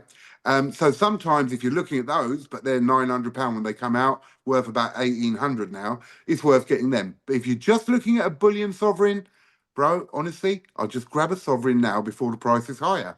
And then later on, you can buy a 2026 one. Do you know what I mean? Yeah, just basically, And if you're going to get gold, just go and get gold. Don't wait for anything. yeah, and remember the sovereign now, the 2025 rose gold. A lot of people don't like the rose gold, but it's now called the last of the rose gold. So remember, there'll be a value to having the last of the rose gold. Precisely. Now, I'm also guilty. I'm one of a few people with that opinion that it wasn't as nice, the rose gold, to look at, like aesthetically, compared to the yellowy gold color. It's just a personal opinion. Gold is gold, and it's the same value. You're still getting a gold sovereign. But as we move back to the traditional yellowy gold, based on what you've said, do you think because they will have only been made for a shorter time frame, they will become more lucrative? Is that possible? Not necessarily. Or Not just the last one? necessarily. Maybe the last one because it was the last one that was produced. I've just bought 17 of them, 17 rose gold 2025s. Yeah. So not that I expect that they definitely will go up in price or anything like that because the mintage is still high. That's what you're looking at when you're looking at something worth getting. That's the shield back proof sovereign. Now that has gone up in value. That's gone up to 1,800. There's the mintage figures and all that lot. I can't read it; it's too small. But yeah. So no, I don't expect the 2025 to be any extra or anything like that. But it's just nice to have, I suppose. I quite like the rose gold. I don't know why people hated it. You've still got the same gold content, 7.38 grams. That's the point I was trying to stress, mate, is that I know some people absolutely love it. And you put it this way, if it was a case of having no gold sovereign or a rose gold, absolutely fine. But if I could choose, when you get a best value, it's the seller's choice. But if I could choose, I'd probably go just based on how it looks. I personally prefer, but I know completely that in terms of investment, a sovereign, whichever one is a sovereign, and they are also very liquid as well. So there you go. There's questions are flying through, mate. I want to get through a few more. Really interesting question. We spoke about this earlier. This is from Robot Toaster. Thanks for tuning in, mate. Cobra, in the 1980 Hunt Brothers incident, the government intervened to lower silver prices. Do you think we could see a similar intervention again? Great question. Look, the government and other people, should we say, have suppressed silver for a very long time. And yes, that is always a possibility. There are reasons why they wouldn't want to see it go too high. The Hunt Brothers situation was different. I think the scarcity of it, it's not scarce as in you can't find it, but you know, it's a scarce metal, it's a rare metal, will now push the price up. It has to reach a new level. I truly believe it can't be suppressed. It can be suppressed, sorry, apologies, but it can't be suppressed to the levels it has been for the last 20 years, 30 years. They will let it go up further. If you work out the gold to silver ratio, silver should be a lot higher. So it'll still be suppressed, even if it hits 60, 70, 80 pounds an ounce. It's still suppressed. Our ratio at the moment is 1 to 82, I think, 1 to 81. I think we could see it go down to 1 to 40, which would be great. Wow. It should be 1 to 15. That is what the actual ratio should be. And is that based on how much there is in the world? Yes. Yes. Yeah. How much comes out, how much there is, it should be 1 to 15. I can't see us going to those levels because the government will suppress it. Robot is absolutely right. Yeah. But they can't suppress it as high as it's been. You know, the ratio. So I reckon we'll get it down to 1 to 40 and they'll keep it there. 1 to 30, maybe if we're lucky. But an interesting, go on, sorry. In which case I will be swapping a load of my silver if it gets to 1 to 30 into gold. Yeah, you literally, mate. I was just about, I jumped the gun there. I was about to say 2 questions. If the gold to silver ratio got to 1 to like 30, 1 to 40, which is like half of what it is now, would you then be looking to trade all the silver you were happy to let go of for gold based on that ratio? And also, even if silver's ratio gets to like 1 to 60, say, and it keeps going on this trend and outperforming gold, would you still believe that silver's undervalued, even if it was at like £50, in your opinion? 100% it's undervalued at that. At 1 to 60, it's undervalued. Until it hits 1 to 15, it's undervalued. Yeah. Right? If it got to 1 to 30, 1 to 40, I would change a majority of my silver into gold. I will always hold a minimum of 1,000 ounces of silver. Always. And the reason is that, you know, silver has the potential to go up. It's very volatile. It's been restricted, but it has the potential. So I'll always have 1,000 ounces. But anything in excess of 1,000 ounces, when it hits 1 to 30 or 1 to 40, yeah, it'll be swapped straight into gold. Yeah, that's a good strategy. I like that. Really interesting talking point there. It's a good question. Very good. Jamie Frost, thank you so much for tuning in all the way from Japan. And based on the time difference, I dread to think what time in the morning it is for you, mate. That determination. Thank you so much. Let's read this question. So Jamie Frost says, Cobra, can you source a 1 kilo? No. He's waited up all night for this, Cobra. He's asked me before. He's asked me so many times, and I have looked for him. No, Cobra, this time he says in brackets he's asking for a friend. Oh, well, if it's for a friend, I can get it, bruv. Yeah, no, Jamie. I can't. I do have the 1 kilo Year of the Dragon. Nice. But no, I have not been able to find a tiger yet. Jamie. There you go, Jamie. I asked the question for you, buddy. I tried my best. Right, so Bjorn 10's asked the question. Thank you, Bjorn, for asking. I'm trying to get my head around how to read this. Question for dealers. Do times get leaner / make losses when the metal prices go down a lot or over a long period of time? I don't know how to read that. So they average it out. They average it out. The big dealers like Charles, Atkinson's and all that lot, they can adjust to losses like that. So, for instance, if they're buying a load of silver at the moment at a high price and it suddenly drops, remember what they are holding for so many years. I went to Charles and I saw their place, and it was unbelievable the amount of gold and silver they had. unbelievable. So they can balance it when that happens. They can afford to drop all their prices down to the level it needs to be at, and then increase them when it goes up because they've got stuff from years back. Now, say for instance, someone small like me, when the price of spot goes up and down, now I've bought a load of coins at 38, 39, 40 at the moment, and they sell for 33, 34 pounds. Um, if suddenly the price dropped, I would have to try and clear that stock at a loss or at break even just to clear it as quick as I could because I need to buy the new stock. And when it goes up, I try to keep my prices lower. So it's very hard for a small seller like me compared to the big dealers. Very hard. Yeah. I've never done it. I just have an idea of the numbers over the last few months, and I've always been of the belief that it's about volume because the volume, the margin, especially with like your 1 ounce silver piece and stuff, the margins on them is a couple of quid. It can't be much more than that unless it's like a collector's piece. It can't be, maybe. So it's about high volume. You want to sell a lot of each item to get that return. Is that right? As a Absolutely. seller? Yeah. And it depends on where you are. Look, there are, you've got to understand now, let's say I've got the offices, that's a new overhead that I have to pay monthly rent for. And I pay for all the VAT or the taxes on shipping. Do you know what I mean? And there are some people who don't, and that's fine, whatever. I'm not worried about anyone doing their own business.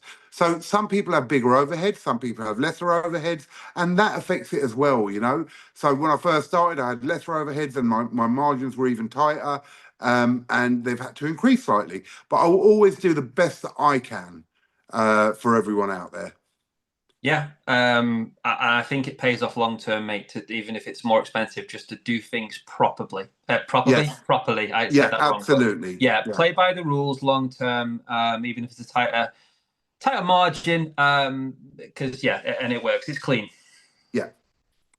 Okay, Papa H, wanting, this is a question for you, mate, I think. Wanting to get a new collection going from the start of when something is released. How do you find out about new collections coming out? Ask me, Papa. just go straight to Cobra. Don't sign up to any of the main emails. Just ask Cobra. Papa, I get from all the mints, I get the new releases of what's coming out and what's the first in the series.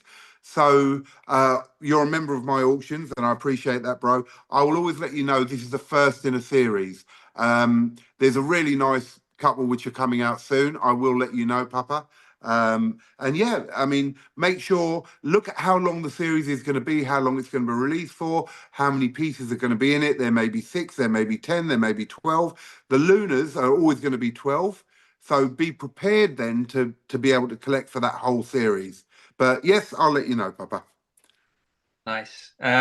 This made me, if you saw me smiling there, it was just at what Sai the Soundman put. So Sai the Soundman just put question for Cobra and then nothing else. Okay. Sai cracks me up. He's hilarious. Queen Nettie, this is about me. It's not a question, sorry, but I may as well remember. He needs to buy another ring. He ate the Haribo one. So this is the sort of engagement joke with me and Miss Craven. People saying I need to, do the question and stuff. Yeah, no. we'll leave that for now, guys. Shiny Silver says, question for Cobra and Caravan. You do know I've got a sort of a nickname going out called Caravan. Yeah, you've seen I've that? heard it. Yeah. Yeah. What was the first ever piece of bullion you bought? Cobra, would you like to go first? Watch my first video. I bought sort of like, I think it was about 6 silver pieces and 1 gold sovereign.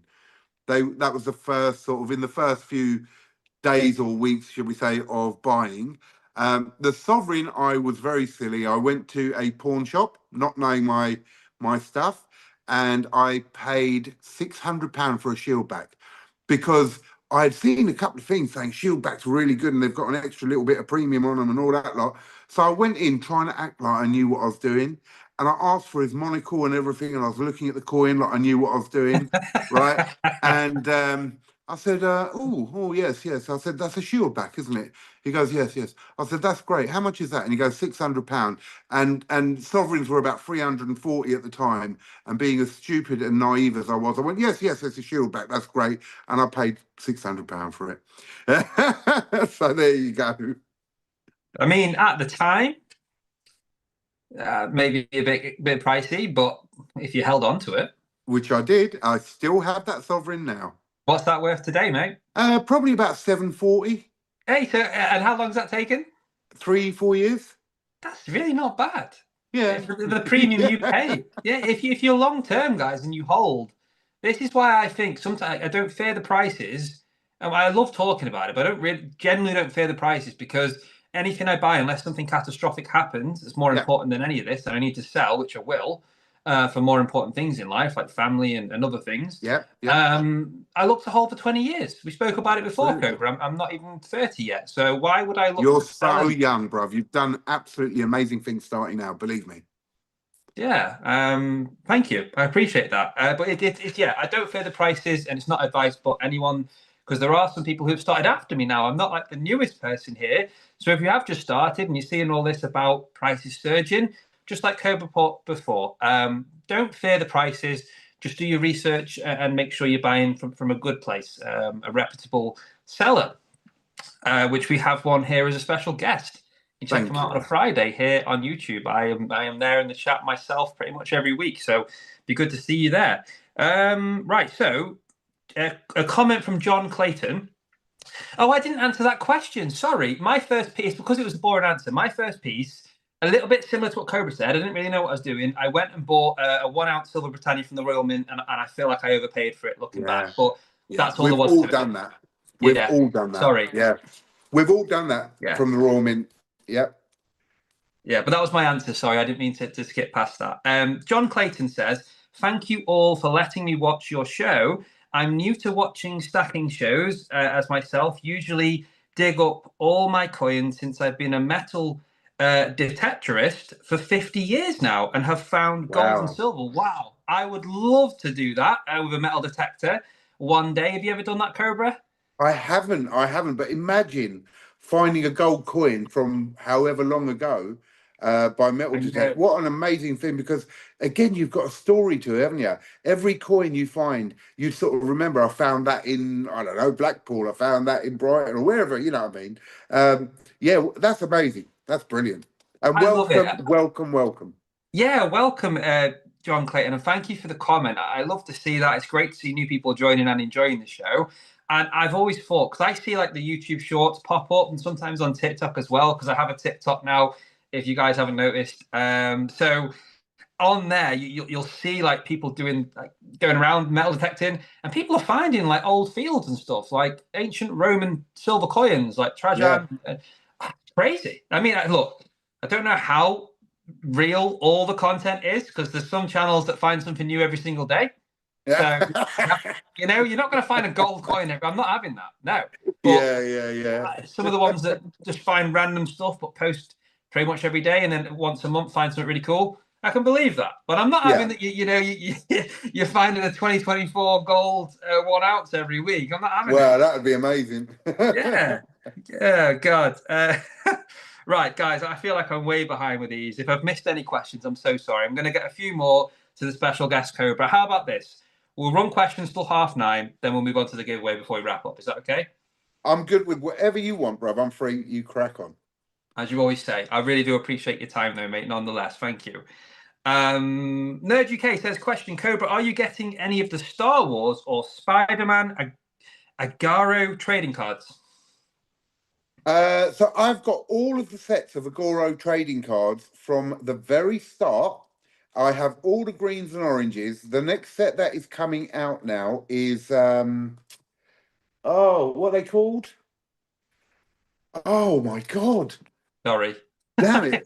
I'm supposed to help you here. That was my chance to repay you. It's the cartoon with the little children in it. Peppa Pig?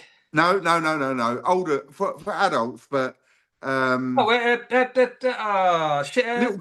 with the geezer with the hood that always gets killed. Yes. And Oh, what's it called, guys? Oh, why has that slipped my mind? I know it because it slipped I my know the mind. set's coming out. The one with Someone Kevin typed in. South Park. Yes. South Park. Oh, Yes, the sorry. next set that's coming out is South Park. I'm debating on it, and that's being very honest. As I say, I've got about 9 or 10 of the sets, all the greens, all the oranges, but South Park's next. I do want to get it, but it does become very expensive. I mean, I spent 8,000 buying boxes of them per time. So I may get 10. If I get 10, that'll be about $4,000. I might do that. I might do that. So we'll have another opening.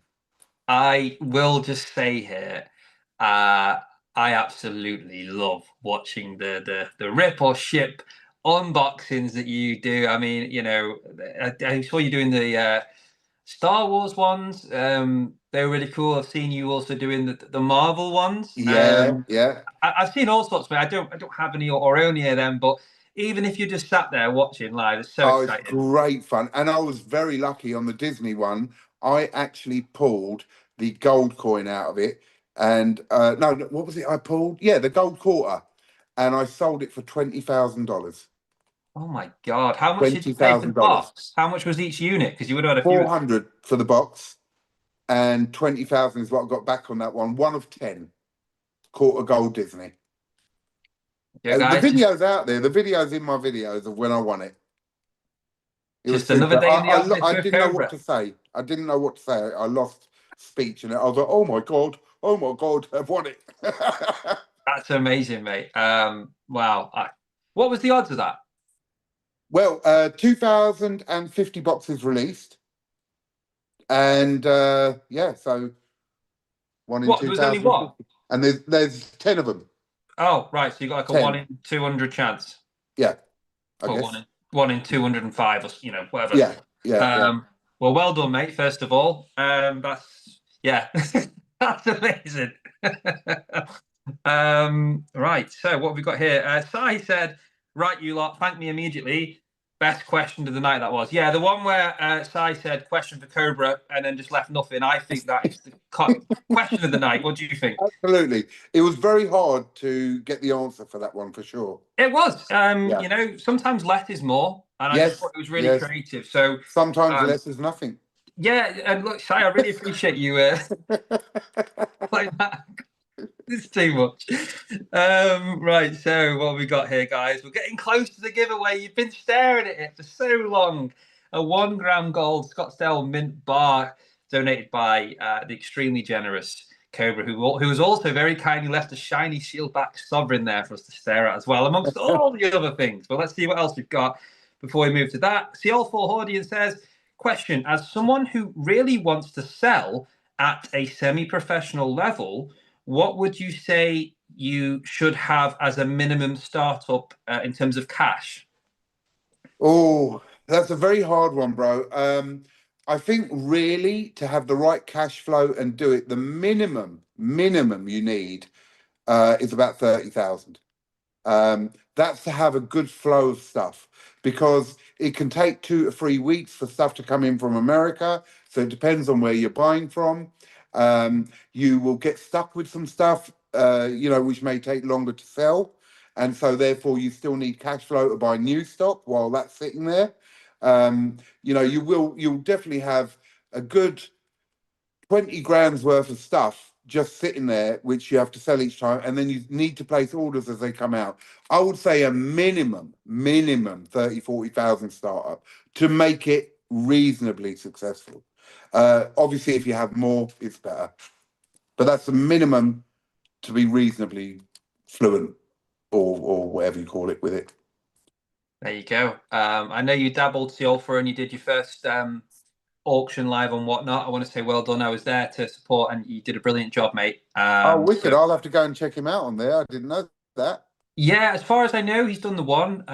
Loads of cool items, and I know he enjoyed it and wants to get into it. So, yeah, I appreciate you putting that question to Cobra, mate. Yeah. And if you are serious about it, there's some valuable information from someone who's been. How long have you been selling for now, Cobra? 3 years. 3 years, Roughly. yeah. So 2.5, 3 years, something like that. But Selfall, if you want to get in contact with me, I can have a phone call and help you wherever you need it. Any advice I can give you, I will. That's lovely. Siolfo's a close friend of mine amongst the community. And yeah, that would be lovely. So there you go, Siolfo. We were talking before, weren't we, about the rose gold, and I had my opinion on the aesthetically the yellowy gold preference for the sovereigns. So there's a few comments on that. So Luke said it's not as bad in hand.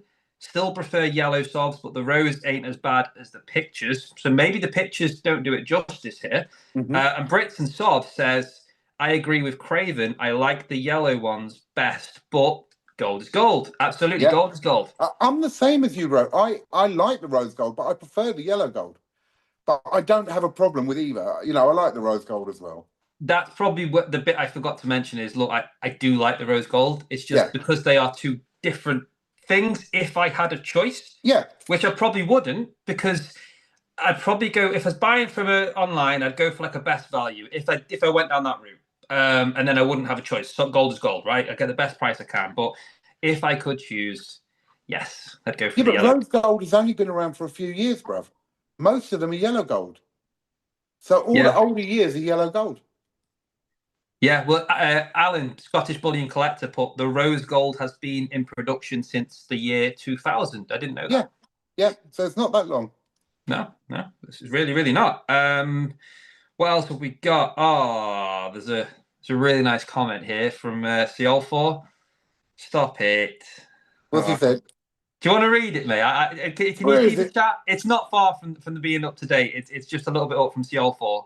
It starts with 45 likes. So I get all mushy reading nice comments like this. What's he put? I've got definitely will take you up on that offer, Cobra. Was that before that? Yeah. Sorry, mate. It's a little bit up. Yeah. John Clayton, you film and make videos of your metal detecting ?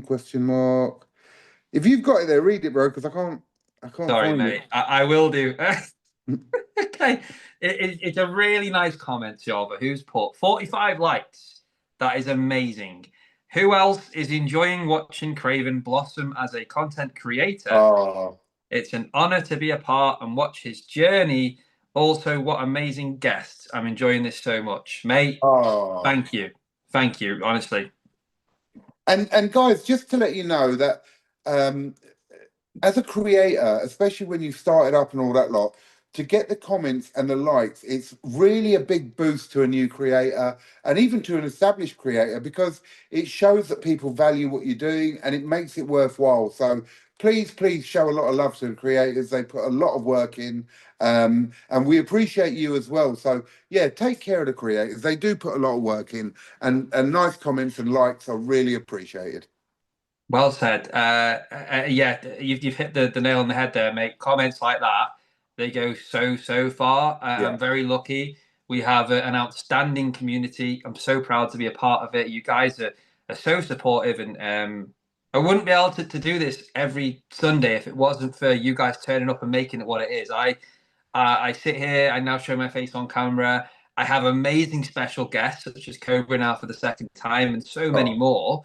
That make the time to come on and speak to me and make it what it is. But you guys, you know, I'm just here asking questions. You guys all make it what it is. And big shout out to Diaxis in the background, who is an amazing producer who does so much for me. And guys, if you haven't already, go and check out CL4 Audion's YouTube channel. He is a fantastic creator. I believe he's just gone over the 300 subscriber mark, and he makes some really good content. Yeah, so definitely go check him out. Thank you for that comment. Right, so where are we at? I think I've got a few questions. See, there's more questions, right? There's more questions. Oh, Go for it. I don't want to cut off these questions. Do you know what? I love this. Yeah, we'll just keep going for it. Yeah, go for it. Yeah, I hope that's okay with Diaxis. He's just like, guys, you said 9:30, guys. Right, so there's questions more for you here, Cobra. Sorry if it looks like I'm looking down. It's just where my phone is. It won't balance up there. Blue Collar, great to have you in here, mate. I loved your podcast yesterday. I mentioned that before. Question for Cobra: do you ship to the US? Okay, now that may be changing. I've always said no, and there's a very good reason for it, and that is because a very close friend of mine, Empire Precious Metals, he used to run an auction in America. And he helped me out a lot with stock and advice and all that lot. And I always said I will not supply to America because I didn't want to tread on his toes. As it happens now, he has given up his auctions, and so I may do that. The only thing I'll say, guys, is look, in America, you'll get it shipped over, and you've now got tariffs and fees and all that lot. If I do this, is it worth it for you? Because you've got the cost that you've got to pay me, then the shipping and any tariffs you may have. Now, if it's worth it and I get enough responses from people in America saying, yes, you know, we want you to do it, I will happily do it for you. But you in America have a bigger source of products than I do. A lot of my stuff comes from America. So it may be worth you, and you know, this is a detriment to me, but I'd rather tell you the truth. It may be worth you sourcing out the people in America that can supply you the stuff because it will be cheaper than buying it from me and shipping it over to America. So my advice is you've got a lot of sellers, a lot of collectibles, a lot of stuff out there. You'll probably get it cheaper if you buy it from there. But if you really want to, I will start shipping to America soon. You always get a really genuine and honest answer from Cobra. I really respect that, mate. It's why I really rate you so highly as a seller. I rate you as a person anyway. I love our chats, but you know, when you get when you ask a seller like yourself, a trusted seller, a good guy, and your response focuses on what's best for the customer, that tells you all you need to know about Cobra. A really honest answer. In terms of numbers, I've not shipped to the US. I'm not a seller either. But I know Diaxis sent some stuff over to the US, and I believe his package, it wasn't a huge package, I don't think. It cost like £16. Yeah. So yeah. if you were buying like 2 or 3 ounces off Cobra's auction, I mean, I guess it would really depend on what it is. If it's a collectible, it may be worth it. Yeah. I don't know how bullion and all that. The tariffs. Yeah. No idea. I'd love to know. I'll do some research into it and see if it's viable. But I mean, anything you can get from me, you can probably get in America. There you go. Vegas Stacker also, his companion for a blue collar is here. Thank you so much. Who says, stopping in for a thumbs up. I'll have to watch the replay. Keep up the great work, Craven. I really appreciate you popping in, mate. Thank you so much. Great job on your end as well yesterday. I loved it. Yeah, everyone say hello to Vegas. Very popular part of Stacker Social, along with Blue Collar Stacker. We love you know, the community across the pond as well. It's great to be mixing with everyone. We also love the shiny stuff. We're just in a different part of the world. So let's have a look. Can't tell if he's blushing or his suntan. Oh, that's from before Diaxis. Yes. I did actually see a comment before. I think it was Ian Attenborough who said that I went to Benidorm and like, where's the tan? Do I have any tan? No, not really. I'll be honest, guys. Let you into a little secret. I don't like sitting in the sun for too long. The missus loves it. She'll sit like in the sun and sunbathe hours. I can't. I like to be in a cooler room. Yeah, I'll maybe I'm with spend you an on hour. that, bruv. I'm the same. It's too overwhelming. I don't want to be there sweating. I'd rather be cooler, you know, drink a cold beer or something. But yeah, I don't like to be in direct sunlight for too long. I don't know. It's probably why I don't tan that much. Yeah, but you're the same. So yeah. Baron Bamsky at Stacking with Craven. Question: has Cobra thought about buying the new chibis coming out? What's the chibis? I will kill you. I know exactly why he said that. I don't understand. Okay, so about a year and a half ago, maybe, someone turned around, I can't remember who it was, and said, oh, please get some chibis into the auction. And I turned around and said, I do not want to get chibis. I hate them. I think they're rubbish. And the person said to me, no, please. They're absolutely brilliant. Some of them are really collectible. I will buy them, right? So chibis are 1 ounce, little stupid heads with a little body of characters. And I just think they're horrible, right? But yeah. I thought, it's not my personal view. Someone wants them, let me get them. I got 8 chibis in. I'll show you sometime. I haven't got any because I hate them. But I got 8 in, and I forgot who it was who asked me to get them. Could I sell them? No, I couldn't. They stayed with me for about a year, right? What did you do with them? I sold them at cost in the end, you know what I mean? And someone bought them. But I will never buy a chibi again. And that's why he's put that comment in there. He knew my reaction to that one. I will never, ever. Hang on. Let me do this. I will never, ever in my life buy a chibi again for a personal or for the auctions. Don't ask me for chibis. They cannot be supplied through the Cobra's vault. No chibis. You heard it here first. No No chibis. Baron, you sneaky. Yeah. You knew what you were He doing knew there. exactly what he was doing there. Trying to wind our friend Cobra up over here. God. Love it. Ian Atterbury says, hard work this creating. Why do you think I'm growing my subscribers organically? You're amazing, you creators. Firstly, thank you. But B, if you didn't know, Cobra, Ian Atterbury doesn't make content. He does have a YouTube channel. Of course, Ian Atterbury. And he's got something like over 30 subscribers without making a video. And I really want him to hit 100. Just because of the legend he is, to hit 100 without making a single video. That would be hilarious. Right, so everyone in here, please go to Ian Attenbury and subscribe. I'll do the same. I didn't even know he had that, but I'm going to go over there straight away after this, and I'm going to subscribe 100%. I don't know if it's possible. Is there anyone that could put the link in the chat? Is there anyone that's got that? BBA's the man for that. BBA is the first name that comes to mind when you need someone that looks like BBA, please. I owe so many people a few bags of knickknacks for their help towards what I do, mate. I really do. Right, so that question was done. I think there's a few more, and then we are going to move on. Tech the Coin Hunter, whoever goes Berlin, don't leave your passport money, ID, and everything in the taxi and give your wife a panic attack. I guess that's what happened to him. I think Sider Salmon mentioned that on the stat chat that happened to him. Wow. Yeah, not a good idea. Not a good idea at all.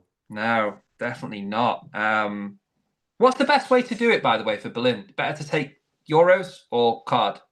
Okay, so a lot of the big ones will take card. So the Perth Mint, Ball Mint, and all that will take card. A lot of the smaller stalls want cash.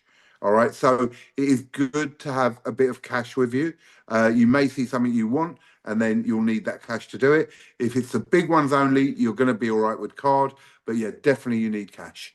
Yeah, I will take some. You see, I'm really interested in the smaller ones because I think that's where you've got a little bit of haggle room. If you like the hustle, a little bit. You've got to remember that all these guys have to pay a very high price to have a stall on that show.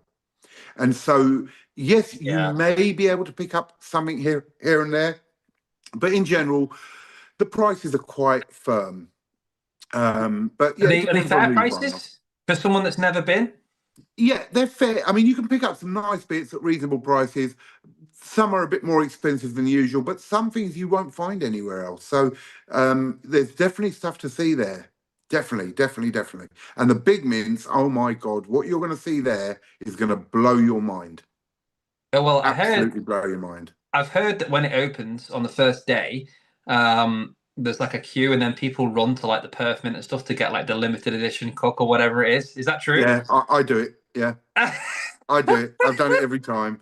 I'm straight down to the Perth Mint, but that's not the only one. It's worth looking at the ones that have got something special there because people queue up at different things. I always go to Perth Mint. I love my kookaburras. They always give you the colorized one, which is just released for that. But let me tell you something. I have managed last year to get them outside of the show. So don't go mad for them. I mean, for me, it's the quadrant lunar year thing, which I collect now.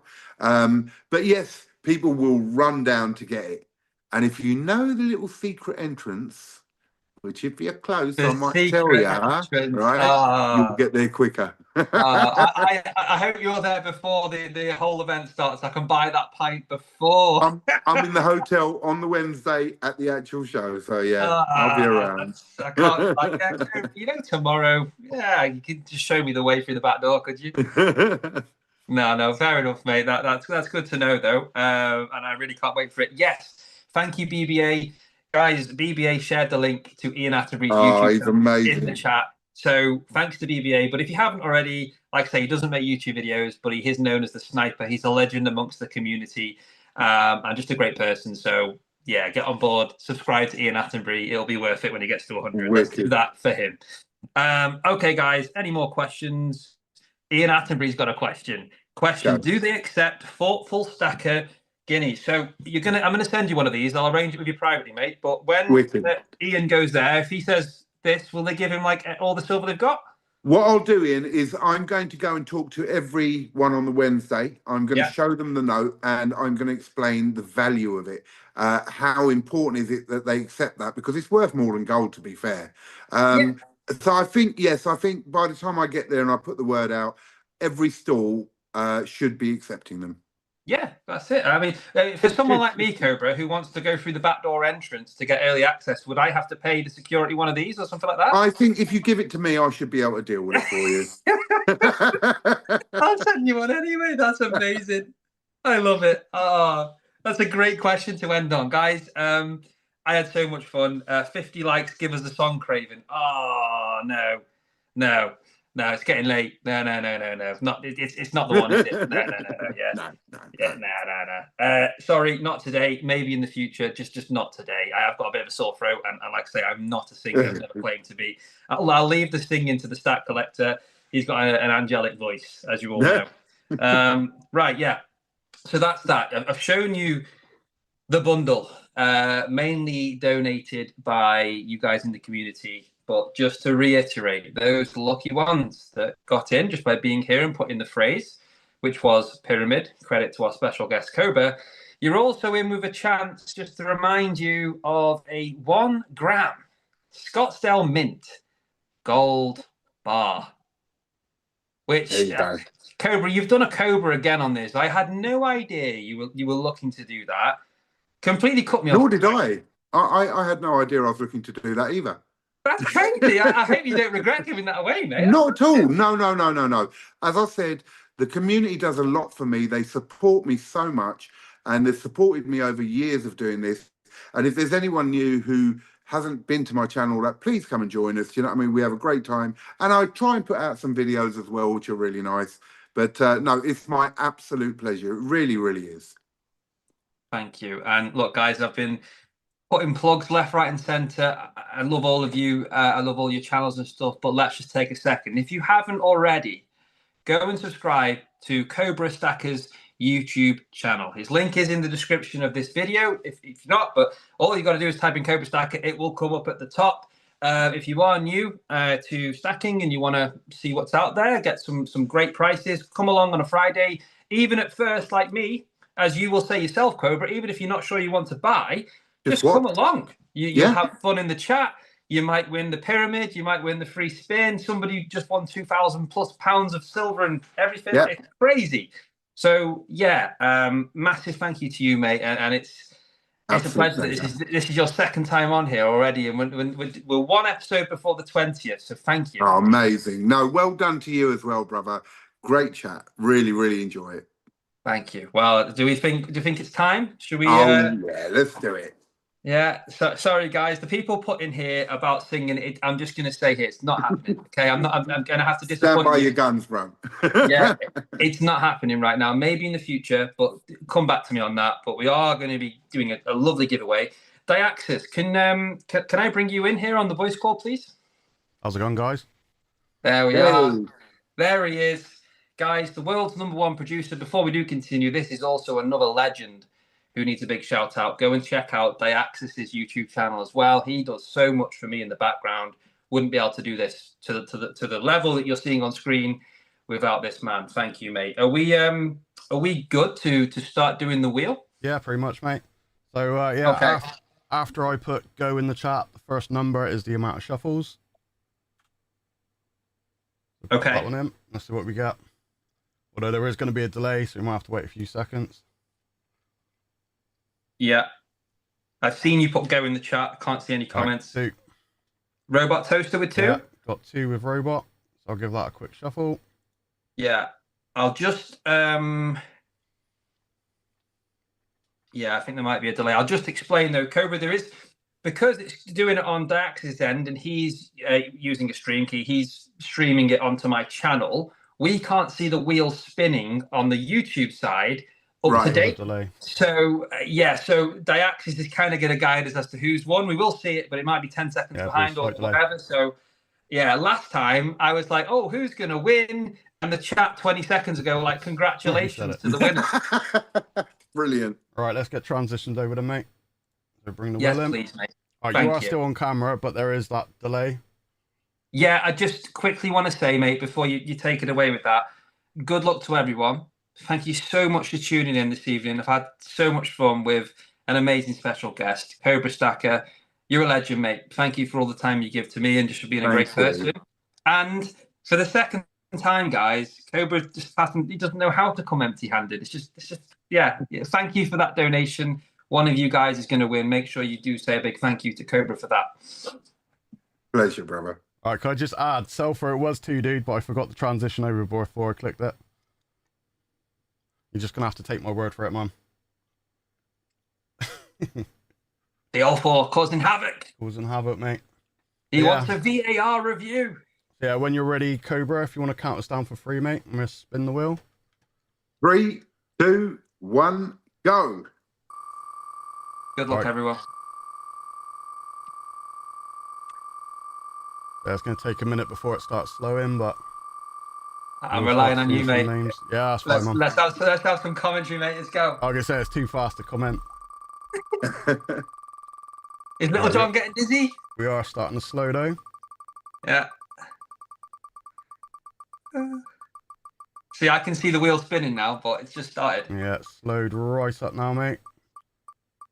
This could confuse some people, but yeah, good luck, guys. All right, really slow. Who's it looking like? Brits and Solves, Jamie Frost, Robot. Ooh. Jamie or Robot? Is it Robot? It very well could be. Or Magsy. Magsy? Gonna be close. Magsy. Is it Magsy? I think it is, mate. Yeah. There you go. Congratulations, Magsy. Well done. Congratulations, Magsy. You've just won an absolutely lovely bundle there. Well done. Amazing. Well, can I ask, Magsy is a member of my auction. Magsy, would you like me to put that just straight into your envelope rather than me send it to Craven and then he send it out? Would you like me to put it straight in, Magsy? Is that okay? Magsy, blimey. Yeah, has Magsy replied to that? That's a good idea. Gotta wait for the delayed over, yeah. Yeah, everyone's saying well done to Magsy. Yeah, congratulations. If Magsy is happy with that, yes, please. They put yes, please. Perfect. Yeah. So in that case, because I'm going to send you one of Ian's notes as well. I'll send you a package, Cobra. Would it make sense for me to also send Magsy's? It's only a small, or not? Or should I send this privately? Yeah, I mean, if Magsy's all right, you can send it all to me, and then it goes into her envelope, and then I'll send it out when she takes her envelope. Well, I tell you what, whatever you prefer, Magsy, just if you can send me a message, you can do it whichever way you want. I've got my email. Which cut you off, mate. Magsy just said you want to rerun the poker chips. So is that just poker chips or poker chips and stickers? What about the magical pen? No, take it all, Magsy. Take it all. You don't want They might already have doubles there, that's the only thing. Magsy, do you understand the value? Yeah. That Ian Attenbury is present to this, and you're just sweeping it away under the rug. You've got the gold. You're not interested in all this. What's going on here? I think, Magsy, you've got to understand that note is worth more than the Scottsdale 1 gram. Just think of how many more of those you could buy with it. Yeah, not the poker chips. Yeah. So just the poker chips. So everything else, Magsy. So that would be this. Ian Attenbury's note. I've also got you a lovely 1 ounce copper round, Cardiff gold zippy bag, and a pen. Yeah. Wants the Ian note. Oh, yeah. I thought I was going to say that. Ridiculous. So, what about the stickers then? Because we can rerun this before we go. It's absolutely fine. You know, if the poker chips, yeah, the note is brilliant. I want the note. Yeah, a lot of people do. I mean it. I've had quite a few private messages saying, please, can you send me that note? And I messaged Ian and said, look, I just want to let you know I've had some messages. I've said no. I hope you don't mind. And Ian's like, no, they're for giveaways only. Be really strict with it. So I'm very lucky. I'm very privileged to get one. Well, you see, yeah, Cobra, we've got to make an exception for you, mate. Absolutely. Yeah, I'm just confused, guys. Sorry. Does Magsy want the stickers? I don't know. Stickers, pen, and copper. We need to know on Magsy. Yeah. Do you want the stickers, Magsy? I think she said she just doesn't collect the poker chips. So, yeah, probably give her everything else. And well, do this, mate. We'll run the poker chips. And then if they decide in a bit, whenever, at least we know we got the winner. And then we're not waiting. Right. Yeah. Well, we know at least the poker chips, guys, are going to be done. Thank you, Magsy. Somebody else will really appreciate them. So we can run it again, just without Magsy in the wheel. And then afterwards, stickers are okay. Yeah, so I'll keep the stickers in there for you, Magsy. Guys, it's poker chips. There's 1, 2, 3, 4, 5, 6, 7, 8. 8 poker chips in there for you. We can rerun that whenever you're ready. Let's transition over. Again, Magsy. Yeah, first in the chat then, after I put go, and we will get us a couple of shuffles.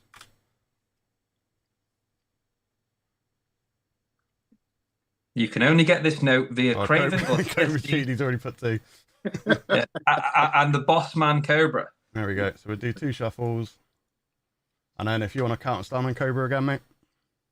3, 2, 1, go. Good luck, everyone. Second time lucky.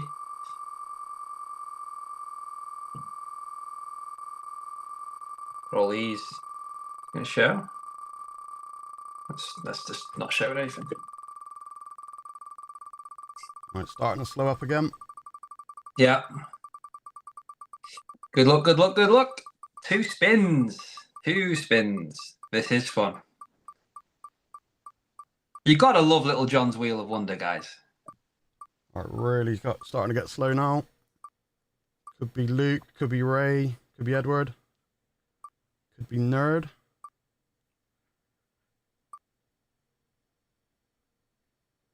Still moving proof. I reckon it might even be Nova. The suspense. Yeah, I think it's Nova. There you go. Congratulations, Nova. You just won some poker chips. Well done, Nova. Congratulations. You've won yourself some poker chips. What I will do, I will, because I've got a few here, I will put them into a Cardiff Gold zippy bag. I'll chuck in a pen in there for you. Yeah, maybe put something in as a surprise for you. Thank you so much for tuning in. I'll bulk it up for you. And you'll also get, as always, a handwritten note from yours truly. I never know what I'm going to put on that note until I write it. So there you go. Yeah, Diaxis, mate, thank you for running that. Oh, you're welcome, man. And for everything you do in the background. We're going to wrap this up here, guys. I hope you've enjoyed it as much as I have. Once again, really fantastic. Good old chinwag with yourself, Cobra. Thank you for coming on, mate. I really appreciate you. It's my absolute pleasure, bruv. Thank you very much. And well done with what you're doing. It's absolutely brilliant.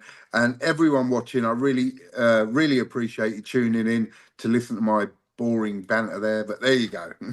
Not at all. It's always a laugh. I always learn something. And yeah, once again, with the generosity. So yeah, I'm going to check out that video on your channel, Cobra, with Billionaire, was it? Billionaire won it. Yeah, absolutely great. It was so much fun to do. Really. Yeah, and I'm going to, after I come off this and I've got that, I'll link that in the description of this live, guys. So if you want to check that out, well, just go straight to Cobra's channel. If you're not subscribed, it's criminal behavior, okay? I'll leave it there. You know, there we go. Right.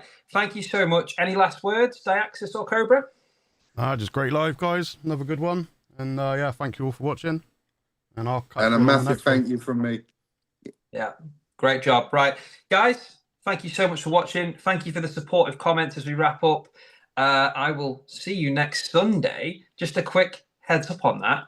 Diaxis, who's been in the background this evening, is going to be joining us on the call, and he does a lot for me. So as a little teaser for you, he is going to be doing a live unboxing because, just like what Cobra's done, very generous, it rubs off. I want to say thank you with what I can. I've arranged something for Diaxis, and he's going to unbox it live next Sunday. It's good to give and look after each other and be kind. That's really important. And there may also be someone else joining us on the panel. Someone, I don't know if you know anyone that may have just got back from New York.